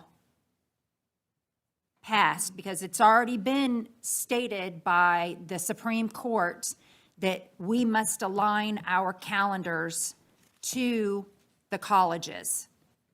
It's a Supreme Court ruling in the Leandro case that the school calendar is supposed to be in sync with the college calendar. It's a Supreme Court order. But that still has to align Yeah. with the state Yeah, still yeah, has to yeah. align with that. I'm sorry? The state is responsible for doing that. The Supreme Court didn't mandate that to us. Hold on a minute, I was in the middle of talking. And our legislators are choosing to ignore that and not follow what the court said to do. So if anybody's breaking laws, it's our General Assembly. And again, we have an entire Senate that wants to go to school calendar flexibility, and they will not stand up to Phil Berger. It is ridiculous. And I realize, I appreciate, like Kathy, everything you're saying, I appreciate that, and I see where you're coming from, that you do not want to break that. I can appreciate that. I respect that. Is there a way to get the semester to end at Christmas and meet the letter of the calendar law? That's all I'm asking. Has anybody looked at that? That's what I would like to see too, and that's what I requested of the calendar committee, to see if we could find that calendar. So I have looked at this, and at changing some days. If you're looking at this calendar right here, if you were to take, if we started on the 24th instead of the 12th, and then took away 3 days, we would be 5 days short of what this is. So it would be removing like October 12th, and then removing December 21st and December 22nd, and making October 12th, December 21st, and December 22nd student days. And then we would be 5 days off from what this is. Is it ideal? You know, no, it's not ideal. We're still missing 5 student days. But Would it meet that requirement for, well, it's really just affecting our 3 high schools, and there's no requirement for course for credit, right? 4 high schools, right? There's no minimum seat time to Okay. receive credit. To see credit, so To we're kind of okay rate. there. I would just like to see if our calendar committee could come back with, if ending the semester at Christmas is the huge issue, and that they want that, then I would like to see them come up with a calendar that meets the letter of the law and ends at Christmas, and see what it looks like. So, Like Amy said. if I may, I don't love the idea of taking away days that are Christmas break. That's important to our families. well, I just mean No, switching it. I agree. I see what you're doing. I see you're trying to get a happy medium. So I'm just saying, Well, but I still mean taking off all those 10 days, you would just go to school on the 5th and the 6th. You would not go to school on the 5th and the Yeah. 6th. I didn't want to take any away. Just go further into I see. January Yeah. than. Yeah. I see what you're saying. Okay. But regardless to the point, you know, this is not a black and white issue. This is a gray issue, and it's not been made gray by us. And I know that we all have been putting a lot of intentional thought into this. We've, you know, I've been putting a lot of intentional thought and prayer, and I've been doing a lot of listening. You know, and ultimately, I'm responsible to answer to my convictions and how I feel called. And, you know, a few years ago, when we voted on this topic, we all agreed that this calendar, or the one that we're currently in, was the best choice for the students. It serves them better. Nobody can dispute that, or we all agree on that. But, you know, I wanted to give our legislator the chance to work through the law that would actually serve our county the best. And a lot of the state legislators, including our Henderson County state legislators, agree, and they push back. But we're here because of a single state legislator's overreach in Raleigh. And it's an action done to benefit a select few, none of which are here. You know, this creates governmental control without representation, because we don't get to vote those legislators out. And to me, it's not just a senior issue. I've thought a lot about it. Like I said, I've prayed a lot about it, and it's a family issue. When we talk about people's lives and their calendars, it's messing with their families. And I feel like we have the responsibility to stand up for our county, our students, our families. And so for those reasons, I will be voting for the current calendar that we have. Go. Call for the vote. I might be a minute. Would you like to go? Yep, I'm going to be a minute too. All right. One, I wrote everything down because I wanted to make sure that I didn't miss any points of what I was thinking, and completely understand, you know, like what Ms. Campbell's saying. But there have also been some things that have been passed around that just simply aren't true, and I would like to correct some of those and actually add some to it. But let me be clear that voting to start the school year early is not a crime. It's not a misdemeanor. It's not a felony. It is a civil matter. Under current law, there is no automatic fine for school boards who choose to start the school earlier than the state mandated calendar. Enforcement has historically relied on lawsuits filed by parents or businesses, which may result in court orders or legal costs, but not criminal penalties. Could this change? Yes. In March 2025, Senators Galey, Berger, and Lee introduced Senate Bill 754, a direct response to the growing number of local school boards pushing back against the general statute of 115C 84.2. The law passed in 2004, and it was to benefit the tourism industry. That's who's fighting it now, not the students of North Carolina.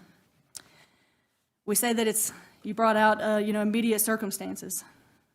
For over 20 years, districts have voiced opposition to the statute.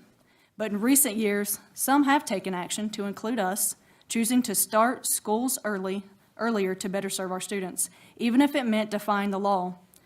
Senate Bill 754 attempts to tighten controls by allowing the State Board of Education to approve earlier start dates only under good cause, as defined as no earlier than the Monday closest to August 19th.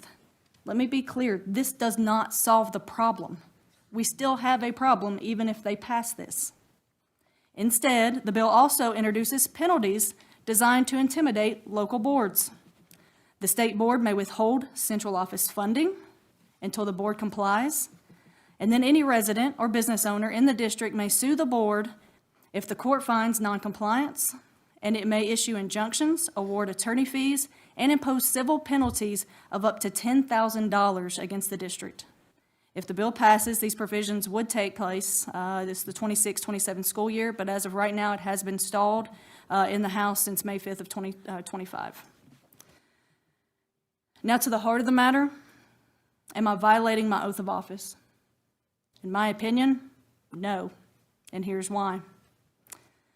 The calendar law passed in 2004. Since then, the Leandro Comprehensive Remedial Plan brought forth in 2021 case of Holt County Board of Education and all versus State of North Carolina, and David Lee has continued to shape the understanding of the state's constitutional obligation to provide every student with a sound basic education.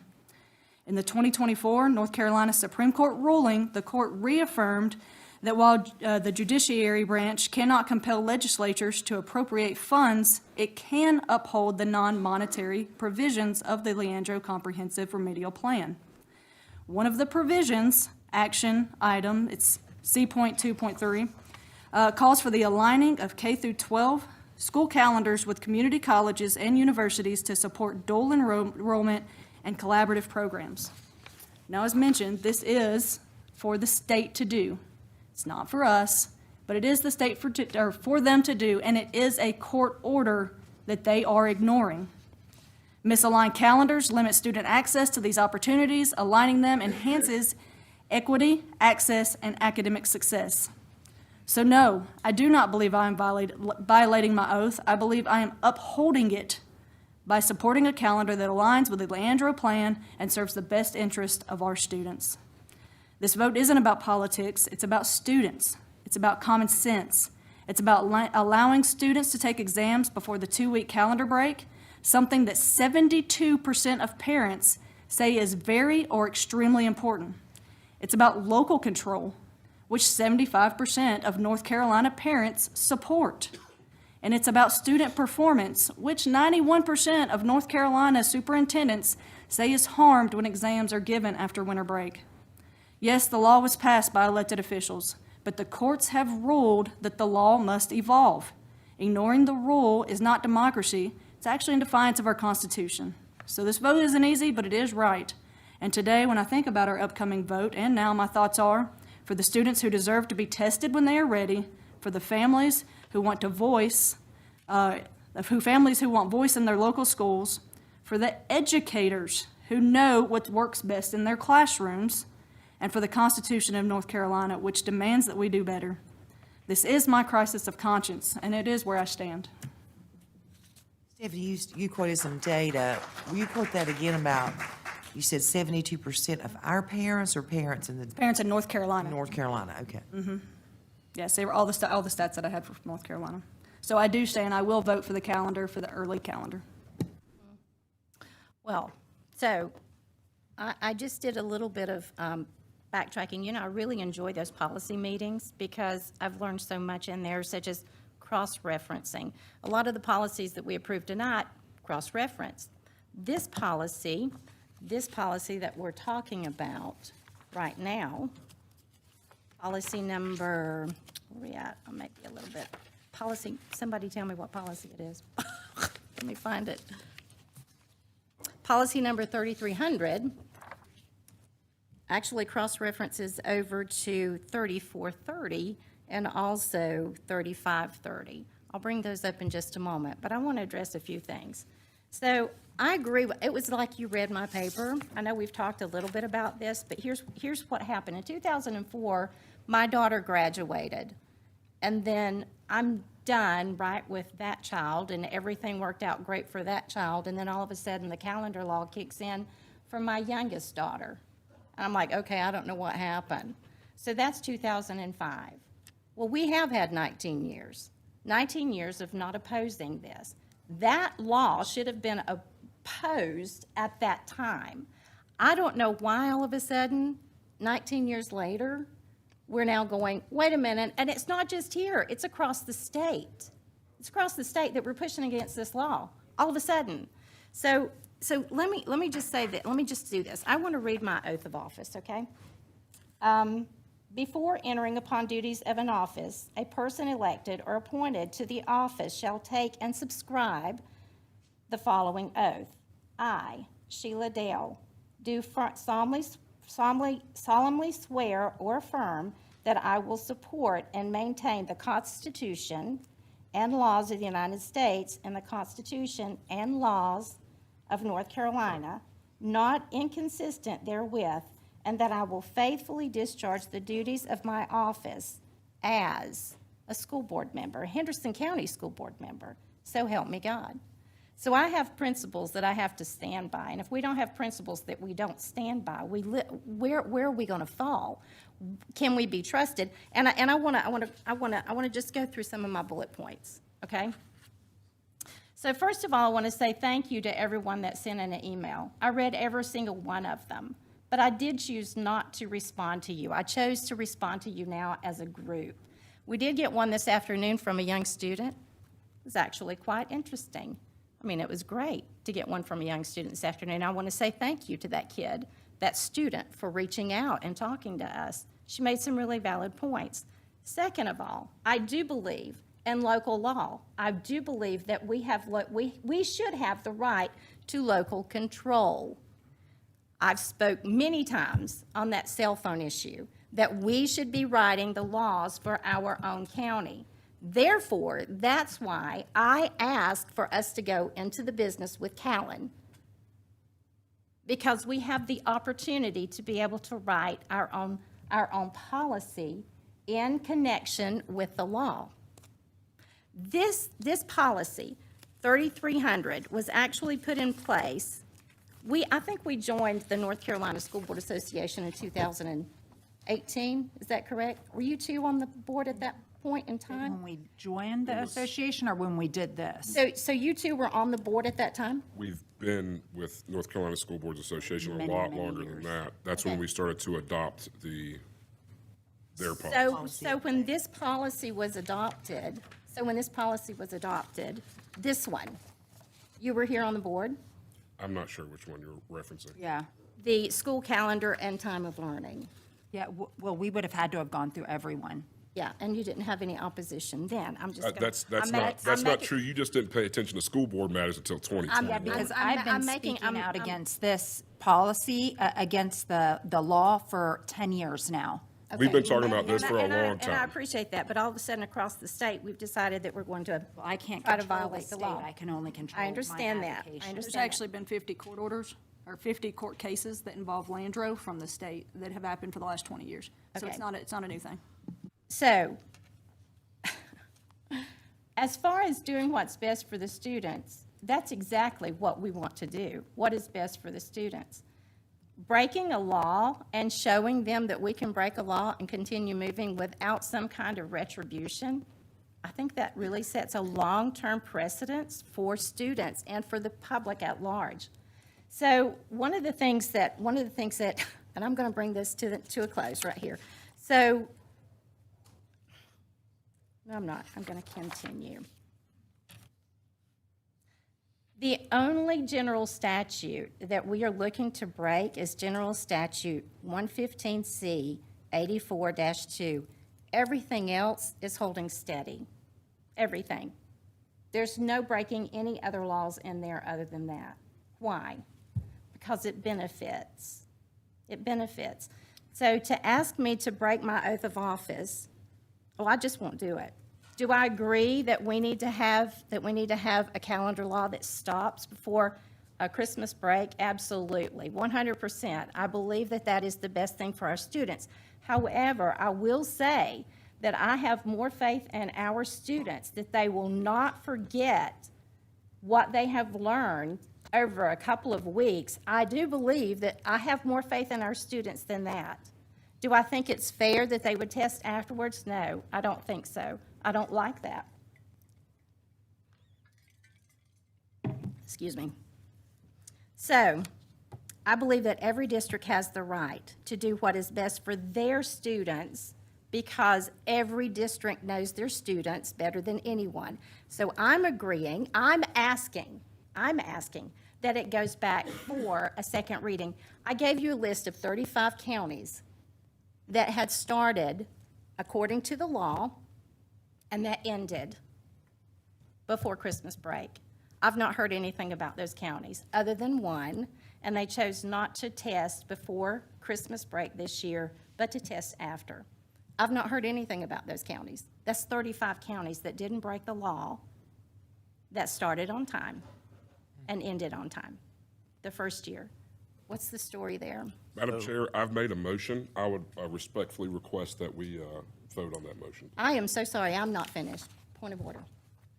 Point of order. I am not finished. So we have a policy, we do cross-policy reference.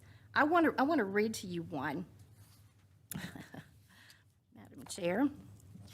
This one is policy number 3530, and it's actually character education. May I take a few moments? Give me just a second, I'd like to get there.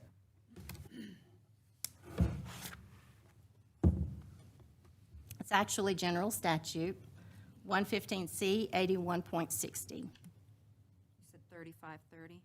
3530, and you can find the policy, the general statute in that.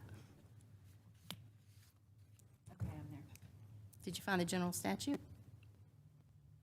General Statute 115C-81.60 is character education. Each local Board of Education shall develop and implement character education instruction with input from local community. The instruction shall be incorporated into the standard curriculum and should address the following: courage, good judgment, integrity, kindness, perseverance, respect, responsibility, and self-discipline. In addition to the instruction under subsection of this section, local boards of education are encouraged to include instruction in the following responsibilities: respect for school personnel, responsibility for school safety, service to others, and 4, good citizenship, obeying the laws of the nation and this state, abiding by school rules, and understanding the rights and responsibility of a member of the Republic. That's the last line, the last sentence in this policy. Can I ask a question on one of those policies? So under, what is it, 3300, the school calendar, there's a part under waiver of opening and closing dates. Have we ever filed a waiver? We for the? do not qualify. Qualify. Okay, So Weather. That's a weather waiver. That's what I was You have to gonna- average so many days missed over a, 5-year period, I believe. is it, 3 of the 5 years or something. Yeah. what's the year, John? It's 8 days or more in any, Okay. in any 3 of the last 5 years. 3 of the last 5, yeah, Okay. we've not been That close was in quite also a wanted to- clarified to be days completely missed. It was at one point you could, if you had a half day out, you Right. could count those. I wanted to clarify that one, but it does, under school calendar, in our policy, the board will establish a school calendar that is consistent with the requirements of the general statute and any other applicable legal requirements. So if we're going to break the law, we need to change our policy first. Okay, we done with discussion? All those in favor say aye. Aye. Opposed? Aye. Motion carries.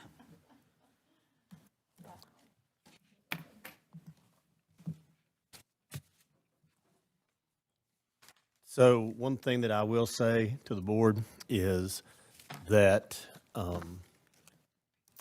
you have your legal representation here that can tell you what ramifications can come as a result.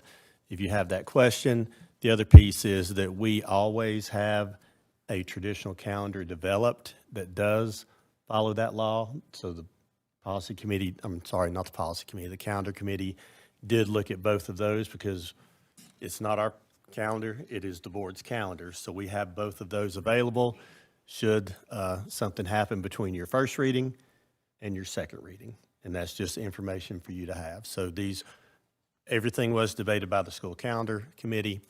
And what we brought forward to you tonight was what they wanted to see. So that's just information for the public, information for you.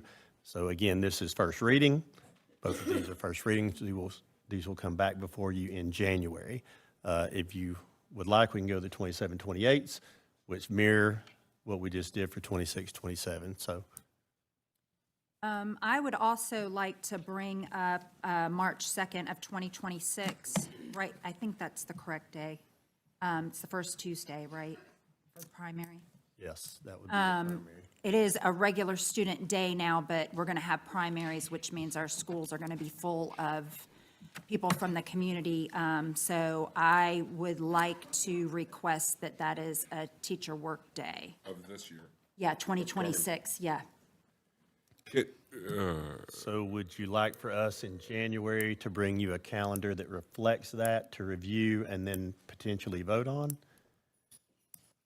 Because we would need to shuffle. a So few days what to I'd make like that to happen. do is, if we're gonna do that, see what that does to our hours. I'm sure we have a half day in there that can suck up some hours or Well, something. again, that would allow us time to plug Yep. that in as a non-student day. Yeah. And I would guess that you'll be okay with it being an optional work day or a teacher work Yeah. day. Okay. I'm okay with that. So Yeah, I just worry about the what, safety. what administration would entertain is a directive to bring you something in January that reflects that as being a non-student day. Yeah. Is that what I'm hearing, Talking Madam about the Chair? current calendar we're in right now. Yeah. Yes. For the 25, 26 Yes. school year. So our schools are confirmed being used for primaries. Yes, yeah. they're being used Yeah. again. Yes, Can we try to make note of that? Because I know that was something that was important to me, not having thousands of random public people coming off school. And we've talked about this. I think it's come up before. I think somehow like it slips and we miss it. Can we just like try to make note of these better in the future? And I see it wasn't on my radar, but I appreciate you mentioning it now. But I don't want our schools open. Well, if that's the priority of this board moving forward, we can do that with any calendar. I would like to make sure it's not missed going If forward. that is your preference as a board, and I can certainly understand why we just make a note and do that moving forward. But what we can have for you in January is a spring semester that reflects the primary day being a non-student day. And then we'll make all the other adjustments to make sure that we maintain our hours. Okay. Yes, ma'am. We'll have that for you in January. Thank you. Don't lock your knees, Carl. Standing up there for a while. Carl's doing great. Practice. Yep. Sure. So as Mr. Gary's already mentioned, you'll see lots of similarities between the calendars we've already looked at, the 27, 28 calendars. So I'll go through it very quickly, and then you just ask the questions or stop me when you feel the need to.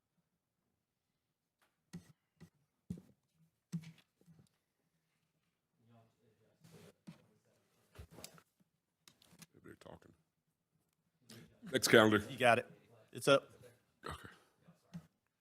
So as we look here again, similarities in July, students' first day is July 8th. For that first quarter, again in August 9th is a teacher work day. That aligns with the other calendar you'll see in a moment for the district professional development. Then the final student day in that quarter is September 10th. Students will return October 4th off of that intercession break. As we transition to November, November 11th, again, is Veterans Day, so that day is a non-student day and a non-staff day, so we are closed. And then the final student day is December 10th. Any questions on that side of the calendar? All right, as we transition to January, students will return January 3rd. January 17th, again, is an optional teacher workday, as we've already seen before, that aligns with the Martin Luther King holiday. In February, again, there is a teacher workday for district professional development, and then the final student day for that quarter is March 3rd. You see the days there that are designated for spring break. Then in the end of March is when students will return, March 27th. In April, there are 2 student days off. They are optional teacher workdays, April 14th and 17th. Those days align with the Easter holiday weekend.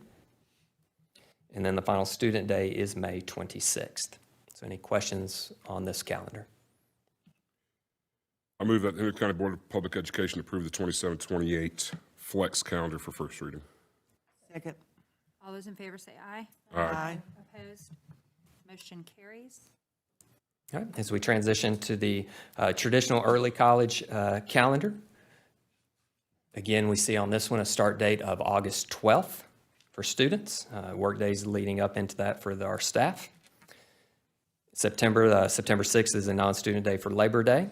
And then in October, we see October 15th and 18th are non-student days, they're teacher work days, as that would be the end of the first quarter.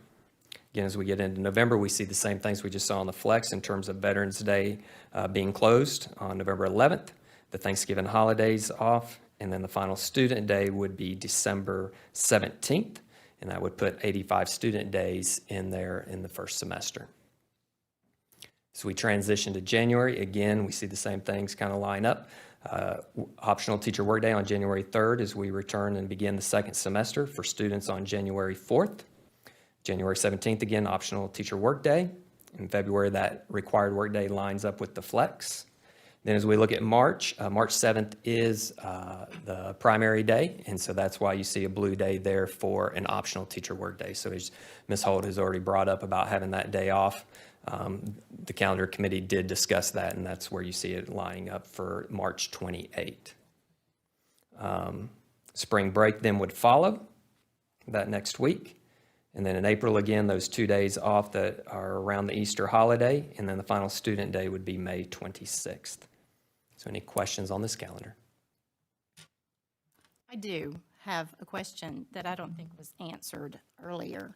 What did we do with the 35 counties with the list that I had submitted? What did they do? When did they start that did not break the calendar law?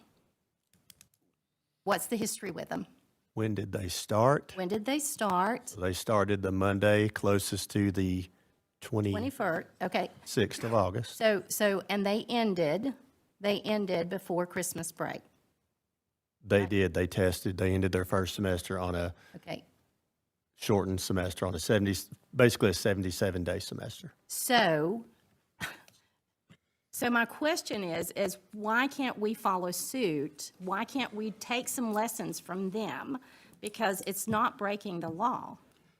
It's not breaking the law. So we. I'm asking Mr. Garrett, and I'm asking legal counsel. So you have that option. The board has the option to adopt a calendar and to set the semester in whatever way the board votes. And isn't it true on some of those calendars that she's referencing that we take our education serious here in Henderson County, and we only count the 6 hours of which the kids are actually in class not transitioning between classes, not the homeroom period, not the lunch hour, to stretch out that educational day to actually get more hours to make sure that you get your 1,025 hours. Mr. Craven, we use a 6-hour day twofold. One is we know that that is safely our lowest instructional time across the district because we have schools at 3 levels. Right. Our elementary and middle school instructional day tends to be a little bit longer than the block scheduled high schools. So using that as a guideline, we use that 6-hour day because we know that is the bare minimum. Part of the reason that we do that is to make sure we get those instructional hours very easily. And 2, if we ever have a winter that is very dicey, which I hope never happens again as long as I'm still working, but at some point it will, that gives us the ability to not have to reschedule days. That gives us the ability to absorb those early release days, those 2-hour delays, because the way that we count it is every time you have an early release, we take 3 hours away. Every time you have a 2-hour delay, we take 2 hours away. So we are very meticulous with how we count those hours so that no one can ever say that we did not meet that bare minimum. So it's really kind of a twofold. One, to make sure that we are counting the day that we get every hour regardless and nobody could ever say otherwise. And 2, so that it provides us some flexibility should we have a winter or, you know, a hurricane or some of those things where we don't have to add as much back or do Saturday schools, which I've heard is not very popular here. No. I was in Avery County for a long time. We didn't have an option because we got a lot of snow.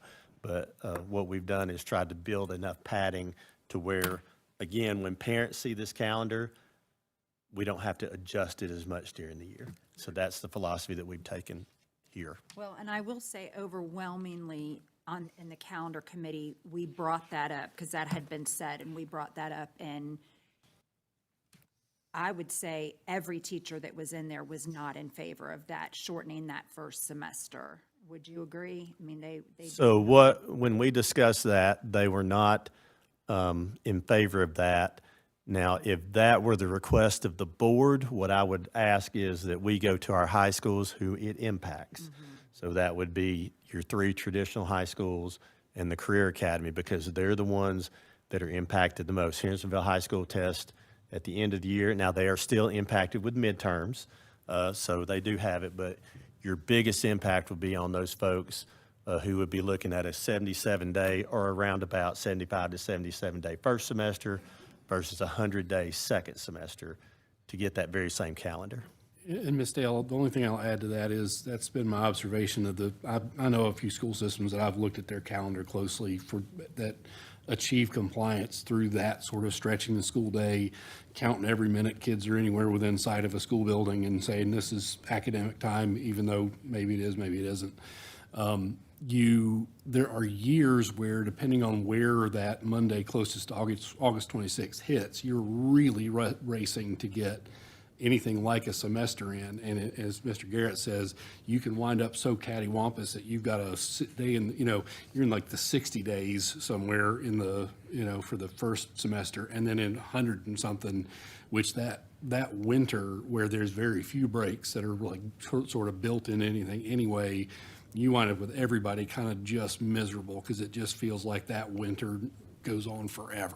It's been, but I think the academic, argument about whether or not you really are maximizing your school time, should you be calling recess, academic time, things like that. The irony of how the actual calendar tumbles is on the years that you can start before the 26th, you had the flexibility to end after the 9th. But on the years that you have to start behind that Monday, it tightens you on the back end as well. So you spend about half of that 6-year 5 to 6 year cycle squeezed on both ends or with a little bit more option on both ends when it comes to getting those hours in for your school year. And I totally respect where you're coming from and what you're trying to do, and I do respect that. My biggest concern when we start trying to do it that way to make, is I just don't want to mess with our families and their lives. And if we flip it back, at some point, I'm confident that this law is going to be changed. And then we can have the freedom that the school board should already have. It should already be in their hands. And I feel pretty confident that eventually, with all of the action going on and as things change and evolve, eventually it's going to go where it belongs in the school board. So then we would have to flip back. And if we were to try to end the semester and get creative, which, like I said, I respect the thought process behind it, I do, but it would take away days, potentially adding minutes. I just can't mess with our families, and I just can't get behind. I just can't get behind that. And I think it just creates a lot of unnecessary chaos, and I just can't get behind it. And so I'm sorry, but I respect, where you're coming from and what you're trying to do. And I think, we're all very passionate about this, and we've all spent a lot of time, like we've talked about it and thought about it. Like this has been like hours and weeks, and, this has been a lot on us and on our minds and our hearts. And so we're all very passionate, and I fully respect everyone's opinion. And when it, comes to our oath, I think that we all can agree. We all think that we all believe 100% today that we are upholding it. It just is a different perspective. And so I respect everybody's opinion, and, I stand with my decision today. I'm just curious why we're worried about instructional hours and instructional days if we're going to focus on that part of the law, but not all of it. I just can't figure out at what point we decided what laws we're going to pick and choose to break. And I'm not sure where that ends. And with all due respect, Mr. Craven, I'm not going out and looking for an elephant to plow my field. That is an irrelevant situation. No, you're right, but This- you are emailing me back in 2022 to stop the mandate. Mandate is A totally. mandate that was with factual science physically harming our children, but we're not going to get into that discussion right now. Yeah, let's don't get COVID. I No. move that the Henderson County Board of Public Education approve the 27-28 traditional and Henderson County Early College calendar for first reading. I have another question to the attorney, please. Ask for a second. Do we have a second? Motion and a second. Discussion? Sure. So the question was asked, what are the ramifications of breaking the law? My advice to you is let us advise you as an entity in closed session, because the board has legal rights to confidential attorney-client privilege conversation, and we're not having that in open session. Okay. All those in favor say aye. Aye. Opposed? Aye. Motion carries. Okay, Madam next. Chair, may I say one more thing? I'm out of order, I know, and I don't know what. It's okay. Permission. I just want to say, first of all, I do appreciate the work of the calendar committee, and I do respect the work of our teachers and our staffs who give and give and give every day to our students. And again, it's not about disrespecting their work and their beliefs and their thought processes. For me, it's a personal issue, and if you can't respect me for that, don't vote for me again. Well, I think, I probably speak for everybody here. I respect that. I respect you for what you have to say. So, Madam Chair, if I could have just a moment, one thing that I do appreciate is the fact that y'all do have these conversations and you put the work in and you put a lot of time and effort into looking at all of the policies and procedures and the things you pass.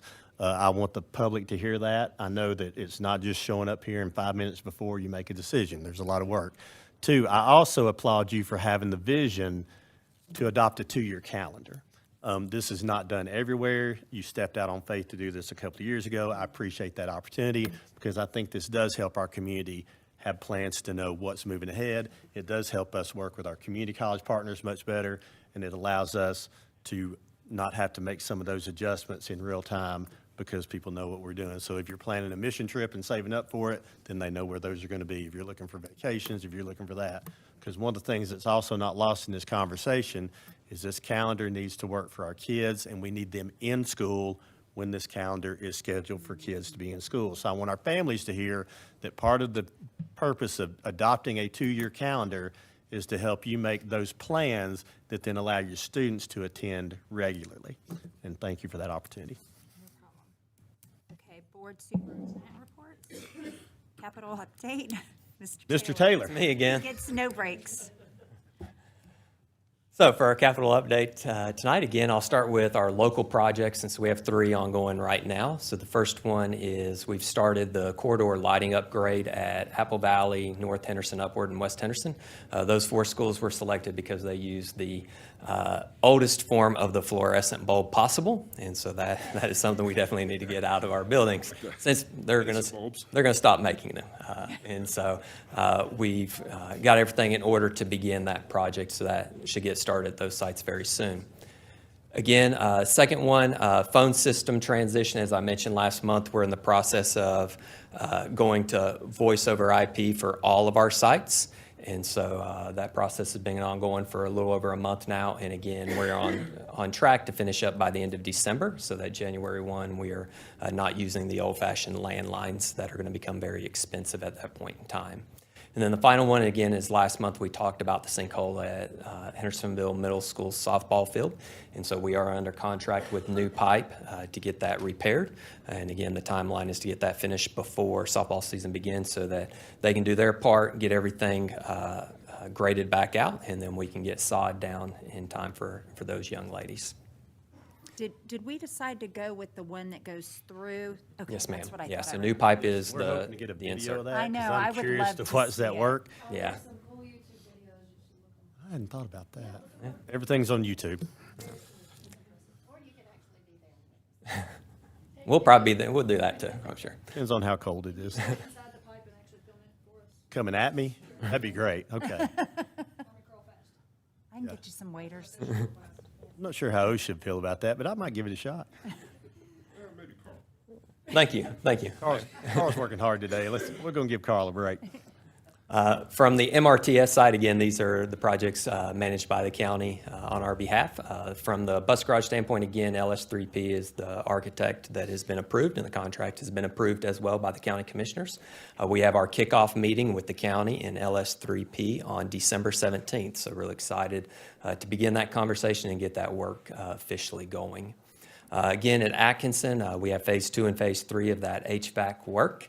And so the engineer has designed that work and has submitted it to DPI as of November 14th. That is the date that DPI shows it being received.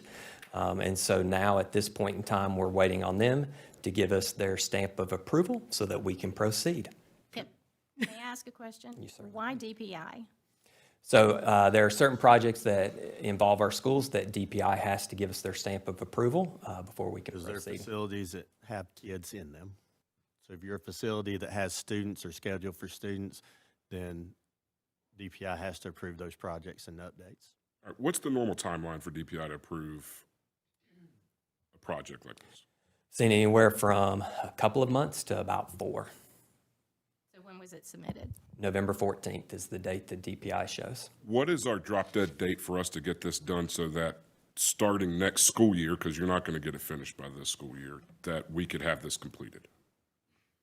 I'll have to check with, in terms of the bidding process and the time that takes, I'll have to work with Mr. Dillon in the county to kind of make sure that we all agree on what that timeline would look like. Because honestly, I'm at the point where I'd rather ask for forgiveness than beg for permission from DPI to condition our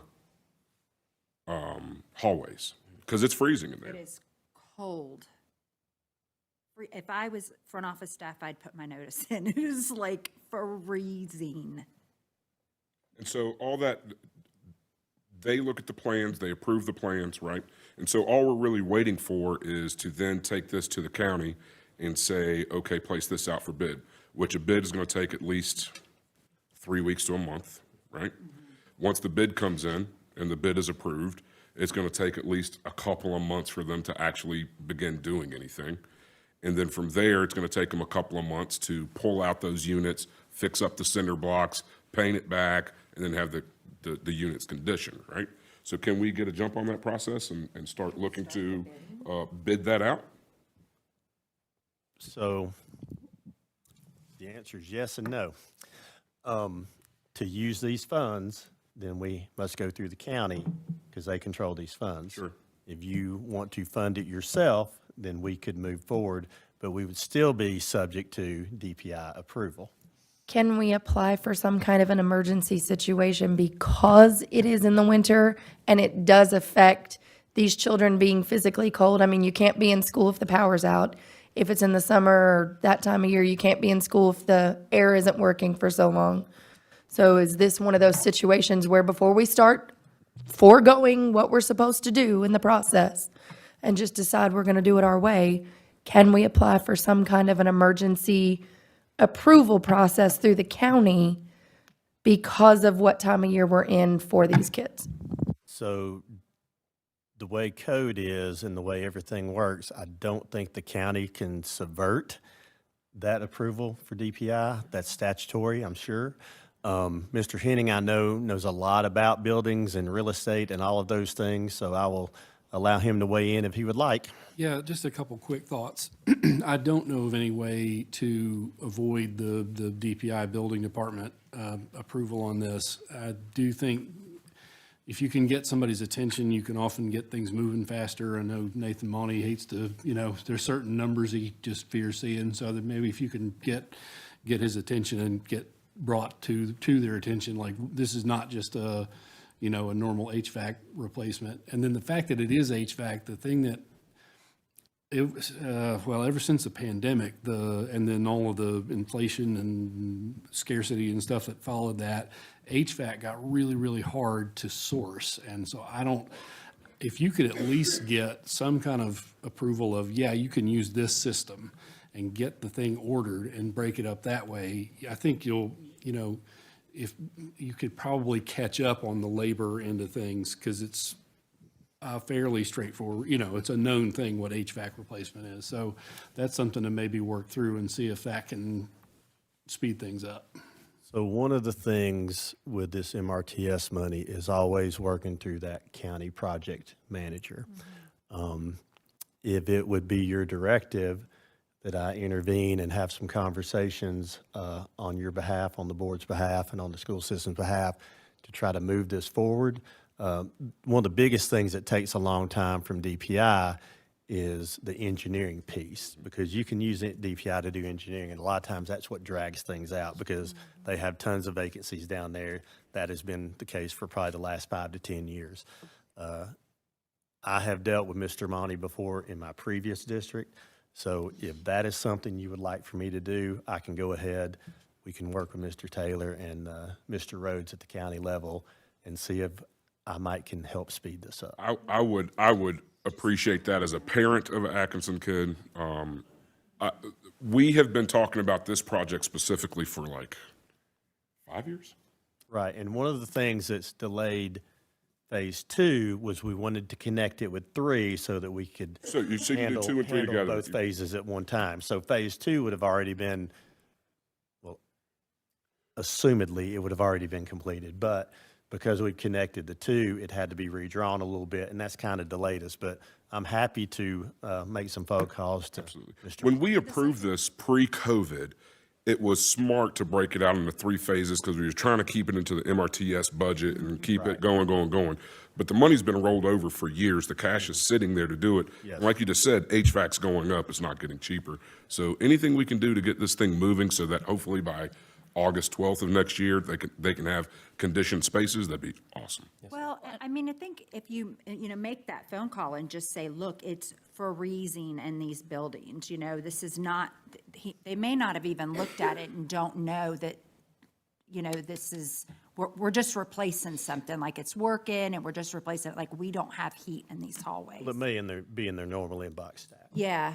And there were so many HVAC replacements when the ESSER funds were paying for all of that I'm sure it's hard to get that on somebody's radar. Yeah. And I asked like Ms. Campbell though, let's call, because this isn't a replacement in these hallways. The back right now, 4th grade has heat, 2nd grade has heat, but 5th grade doesn't, kindergarten doesn't, 1st grade doesn't. So and everybody has to walk through those. So it's not a replacement, it is cold. And fortunately with It's hot this, in the summer, just so you know too. It's both. It needs air condition and it needs heat, but we're gonna have a really cold winter. and I'm sorry, Ms. Campbell, for interrupting, but fortunately, the way that this project is, we can add the other, and then pulling the other out can be later on. Because we're not connecting to that old system, we're connecting to the new system phase one that we already have in place. So that should help us move it a little bit quicker because you don't have to coordinate the removal and the installation at the same time. So Well, and they've got a break coming up where these kids are not going to be in the building, so maybe if we can get them on the ball, that would be great. Well, it's not great when they're doing it when they're in, but they actually did a lot of these Yeah, they while did. the kids were actually in school. But to get the ball rolling, since we've got a good break coming up, that would be, Yeah. thank you, As long Mr. as they Garrett. wear their special vest and they check in like they're supposed to. Indeed. so I will give Mr. Monty a call. So what's the temperature, how low has the temperature gotten in these hallways? I'd say 60s, wouldn't you? Well, the windows are horrible, and so it's so bad. Miss Holt was freezing the other day. She blamed us for not telling her she should bring a big coat. Yeah, I was like, I should have brought my heated coat and heated socks. So what's the Now, the possibility? classrooms aren't like that, just so, Right. you know. I mean, I'm whining, it is just the hallways, but it's very cold. So they're not suffering in their In their classrooms, no, we're not leaving kids with no. Instructional wise, Yeah. they're okay. So I just, sorry. No, I wanted to clarify. And for the public's knowledge, if you don't know Atkinson, this is not like a failure to heat the hallways. It was never designed. Yeah. So this was a, Board of Architect had done this was a poor design in the early 80s. Yeah. But Like it's a beautiful. poor, it's a poor, poor design. And I've seen bad design. This one's bad. Yeah, we love our cute little. It's school. bad. It'd be nice to have some heat and AC. So part of this project of adding phase 1, 2, and 3 is to condition areas that were never conditioned controllably in the never first had. place. It's never had Right. it. This is I've just never windows been to in the heat winter it. before. Yeah, that's why there's so many. That's why it's Passive. angled the way that it is. It's supposed to be passive heat, but you've also got it right next to a hill. What was the passive AC? There's not. There's not. There's not. Windows. Clouds. Open. Well, we will look forward to your update. And it should be noted, yeah. Yeah. Right, they're not I'm thinking, freezing. do we need to call Mr. Parent and just say, okay, let's. No, Those kids over there, where they're. No, no, ma'am, no, Warm and ma'am. This is something that they've dealt with since 1982. It's just now that we have this opportunity and we have phase 1 in, it feels very different in those sections because it is. So we want to get these other places added as quickly as we can. Okay, thank you for the conversation. Thank you. And I do want the public to know, it's not broken. It never had it. So this is a value add. And then the final piece, speaking of HVAC, we'll carry on the trend. Our final controls replacement part is taking place again at Sugarloaf, all of our middle schools, North Henderson and West Henderson. And that continues to be in progress. We're on the final, the final half of that project since that's been going on for a while. And then that'll have all of our schools on new controls, except for East Henderson. That's one that we'll have to work on HVAC at some point in time in the near future. So the controls are on hold until that work is scheduled. Any questions? I had a couple for you about rugby. It's kind of a three-parter question. One was, have you had any updates on where they're at with the bridge? The second part of the question was, did we ever get a chance to look at the sidewalk? And the third is, have we had any more discussion about internet? So how about I'll start with number 2. That way Mr. Sosha has time to figure out the answer to number 1. The sidewalk is in bad shape. There's no doubt about it. And what we've determined it's from is all of the salt from just over years of having to throw salt out on that sidewalk. It's just corroded and eating it away. And so that will be a project that whenever we start looking at budget and the capital outlay budget for next year, a sidewalk replacement at Rugby Middle School is going to be on there. And it's a fairly lengthy process, so it's not one we want to try to tackle during the school year, but it will be one that we'll want to get on the books for next summer. Okay? Number three, I can address. So I reached out to the county to try to find out who to connect with to talk about a tower or a plan to make sure that there was reliable internet there at all times. Finally got referred to Jimmy Brissy, and I'm trying to connect with Jimmy now to talk about that communication piece. I like that. Could you keep us updated, like if you find out anything is that something we're allowed to be? informed Yeah, of, but absolutely. not- Yeah, I Okay, can let you know.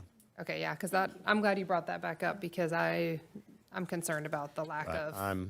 Yeah, that's a safety issue, and those are at the top of my list, so, Yep. Yes, ma'am. thank you. Madam Chair, I'm going to buy Bernie another minute and just say I have to leave for another meeting. I just want you to think. Good? Any more questions for Carl? He needs a lot of questions. Do you want me to see if Bernie will let you do his part? I mean, you've been up there a while. That's only if you don't want accurate information. Thank you, Carl. All right, I'll let Bernie answer that question, and then if you need something else, I'll be right over here. Thank you. Question 1.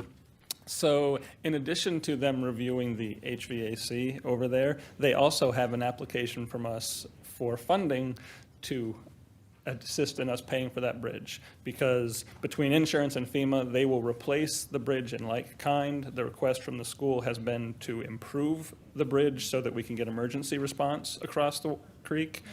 So we had to get additional funding. I have spoken with Mr. Mounty in Raleigh, and they were supposed to get that decision to us a week and a half ago. So. We can talk about that on our call. I was going to say, time for a. So An update Mr. then. Sosha and I will give Mr. Monty a call. My other part of that question was, with the widening project, whenever this happens, if it's going to be next year or in 10 years from now, their plan is to take away most of that soccer field. Am I correct? No, ma'am. No. Okay. The plan is, the design has a large retaining wall there Okay. that would go down that side. Because there is the road side. miscommunication on that part So of that it. is part of DOT's design. So they have designed it to minimize the impact on the playing field and the PE opportunities. We're not losing space on our side of the, it's going to be on the other side. Losing a little bit of space. You're going to lose a little, but there will be a retaining wall there to make Okay. sure you're not losing as much playing field as they can get away with. West will lose more West lose a lot. playing side. Yes. Where that soccer field is, yeah. They'll lose a little bit. We've got a drawing somewhere that we can resend. We've looked at it We approved probably it 2 summers ago. 2 years ago.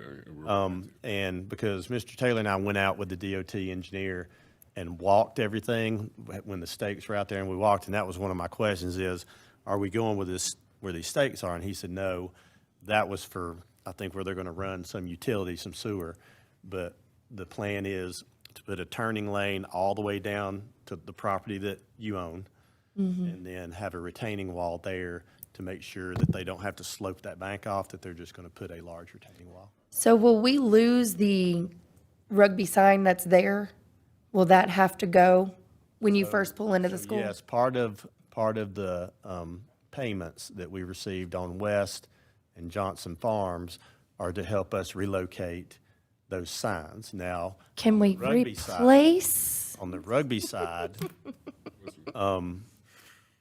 what we found out is, at the time, it was still under the Board of Commissioners because of money that had been borrowed to do some renovations and additions.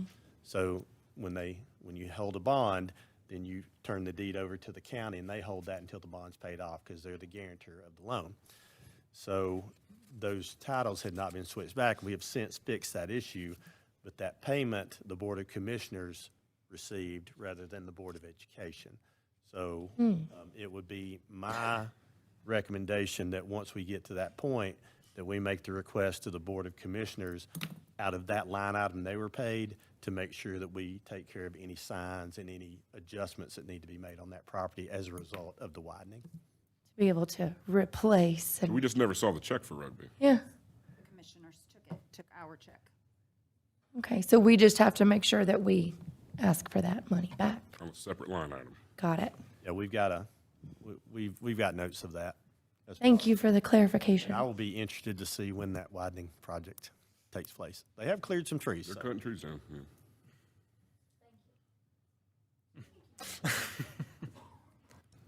You almost got the complete game, Carl. Oh, yeah, right at the end.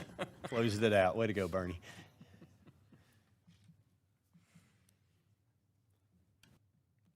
Move on to the next one, I guess. So, yes, your reward for making it through all the things that you've discussed tonight is you get a bonus financial report, and that'll be the enterprise funds for October after I do the local current expense and other restricted for November 30th. So for November 30th, our local current expense and other restricted, our revenues are $19,066,000, expenditures of $17,407,000. We are up about $450,000 last year from our revenues, or excuse me, from our expenditures.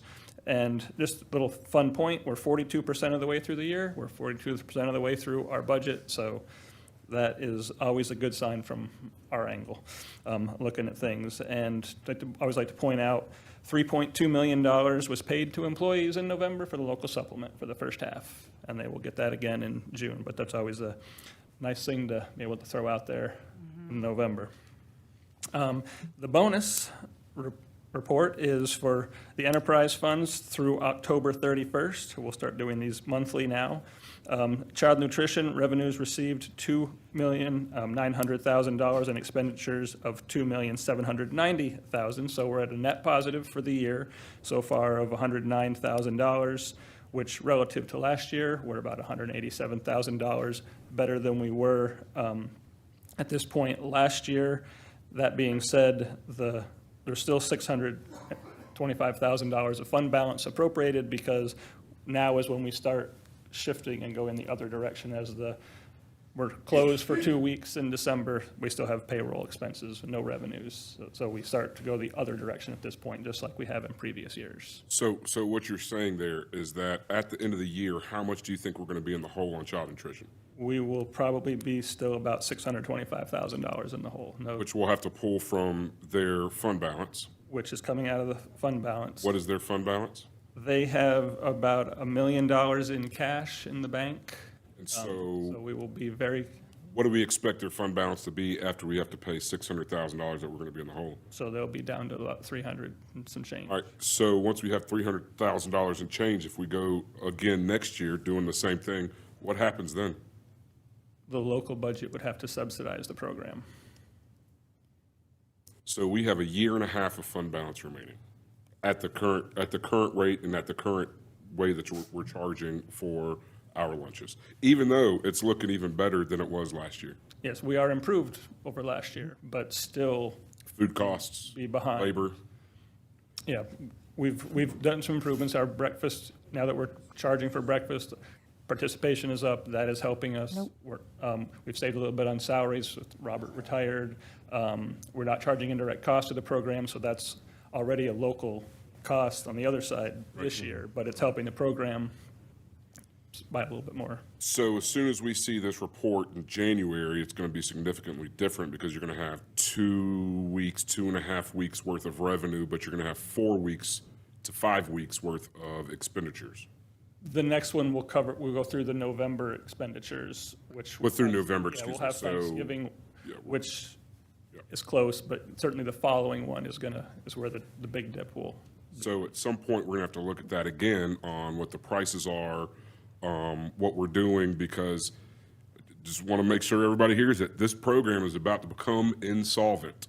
Right, so we are very much digging into all of the food costs and the staffing costs, because that's the part we can control on that end to some extent, right? And then the other part is going to be what we are charging for our meals so that we're not losing money on every meal that's going out the door. What did do you remember off the top of your head what we raised it this year? We didn't. We didn't, we did not, so, okay. We'd have to raise it to, what is it, $5 and what? So our per plate costs currently have been about $5.15 in this Yeah. fall. And so, we're charging $3.75 and it's at the high school and $3.50 at the. No matter what we do, we're going to keep chasing this rabbit because we're always going to be behind. Right, and we do get a little bit of reimbursement until the USDA catches up on the reimbursement rate, which will help, but we have no control over that. We can advocate, but that's. So share with the public what the federal reimbursement rate currently is. So for lunch, if it's a free lunch, we get $4.62 for the reimbursement, and if it's a paid meal, then we are getting 46 cents plus the $3.50 or $3.75 to cover the cost. So one of the things we're looking at on that per plate cost is all of our labor per hour, or meals per hour, per labor hour, and everything, so that we can come to you in January with some really solid numbers based on the first quarter, and show you this is where we feel like we can get the per plate to. But the bottom line is, if you don't get it to 462, We've got to raise you're losing money, even if it's a full. Or we're not going to be serving lunch. Right, so that's going to be, I think it's just important for everybody in this room to understand, you're going to have to do an increase. It's just a matter of what that increase is going to need to be. I know Ms. Dell, right when I first started and got on the board, had talked about some different programs that you were looking at. I know you were having some communication issues, but where does that stand? So I cannot get really any financial information from that Eat Real, right? Is that Eatreal.org. Eat Real, is that correct? Say financial information. As far as what their real numbers look like, of how it's improved their financial standing or not, they really have not committed that to us. We've connected with them to try to get them to come here and present. They have not done that. They've shared some information that we pushed out to you. I know that we've got Stephanie ready to go down and visit the closest place, which is in Georgia, to see and ask those questions. Feel like it would be good for her to go down and, since she knows the financial piece of it, what does this mean from a cost? How is this helping, participation and all those different things? Because I feel like probably because this organization is headquartered in California, that's where they've got the most data. The farthest or the closest to us that I know of is in town. Marietta. It's also in Memphis, Tennessee. They're in Virginia. They're across the nation. They're making tracks. But they do come in free of charge, and they work with our nutritional team for up to 2 years. And they're constantly pulling out data. They're constantly helping with resources, like they've been able to get Vitamixes, grants, all different kinds of things into the school system without charging the school. So there's things that are coming, and there's lots of funding. They're either funded by private donors or they're funded by grants. So that's them. What they do is they open up the door possibilities for districts. Let's just take Marietta, for instance. They charge $3.61 for a meal in a high school. And they offer like 4 to 5 different menus. It's a rotating basis, but they're all out there. And the children get to go and get what they want. And they choose food from the local district. They work with local farmers. There's a lot that they do. So it's just a matter of just digging in and going, okay, I know you talked about the time frame. Having them do a Zoom with us is really, they would be willing to do that. I think that would be a great thing for us to do, is to have a Zoom for them to just talk with us and have your questions ready, or just listen to the presentation. So I'm not saying it's the perfect answer. I'm saying it's an option. There's also another group that started in Virginia, basically the same thing. And I want to give a shout out to Miss Stephanie Hall. She's actually been able to save money and work programs like, I didn't even know those things existed. She's fantastic. She is fantastic. She's working hard. She is working exceptionally hard, and she's putting all ego aside and going, I want to make this work. And I have, it's like high respect for her and what she's doing with this program. So she wants to feed our kids. She's doing great. She wants to save the district money. She's actually, this is proof that it's possible. I understand that, food cost goes up, but thank you for bringing that up. I feel like I'm just kind of like singing to the wind with that. Has she given any kind of a time frame, Mr. Garrett, when she would like to go? So Because it would be nice if some of us could go with her. So what we're looking at, Marietta is a school system of, I think it's like 13 schools with only one high school. It's a very small district, but it's a very large capacity. Obviously right downtown, almost downtown. Well, it's outside of Atlanta, but it's near. It's a very big district. So the thing is there's so much activity going on there, I think it's hard for them to say, okay, why don't you just reach out to Eat Real instead of coming down here? We're more than welcome to go. It's just a matter of setting that time up. So I would like to talk with Eat Real themselves, have that conversation with them and just So go maybe from you there. can get better response from them than I can, because our office keeps reaching out to them and we don't get answers. That's what I'm telling you. Okay, I hear you. I hear you. I'll be glad to. Could we, Mr. Sosha, could you reach out maybe to their financial part to see if they have anything they could share with you that might make sense? What's the name of the district? Marietta City. It's Marietta City. Also, as far as the USDA reimbursement rate, who would we advocate for that to be updated? Federal. Chuck? That's federal. Yeah, I knew it was federal, but okay. It comes through the state as a pass-through, but that would be the federal, Congress sets that rate. Okay. I just have to assume that every other district is in the similar situation Yeah. as we are. So Not just to us. me, this should be a very shared Yeah. hurdle. If the prices haven't, the reimbursement rate has stayed the same, I mean, we're all in the same boat.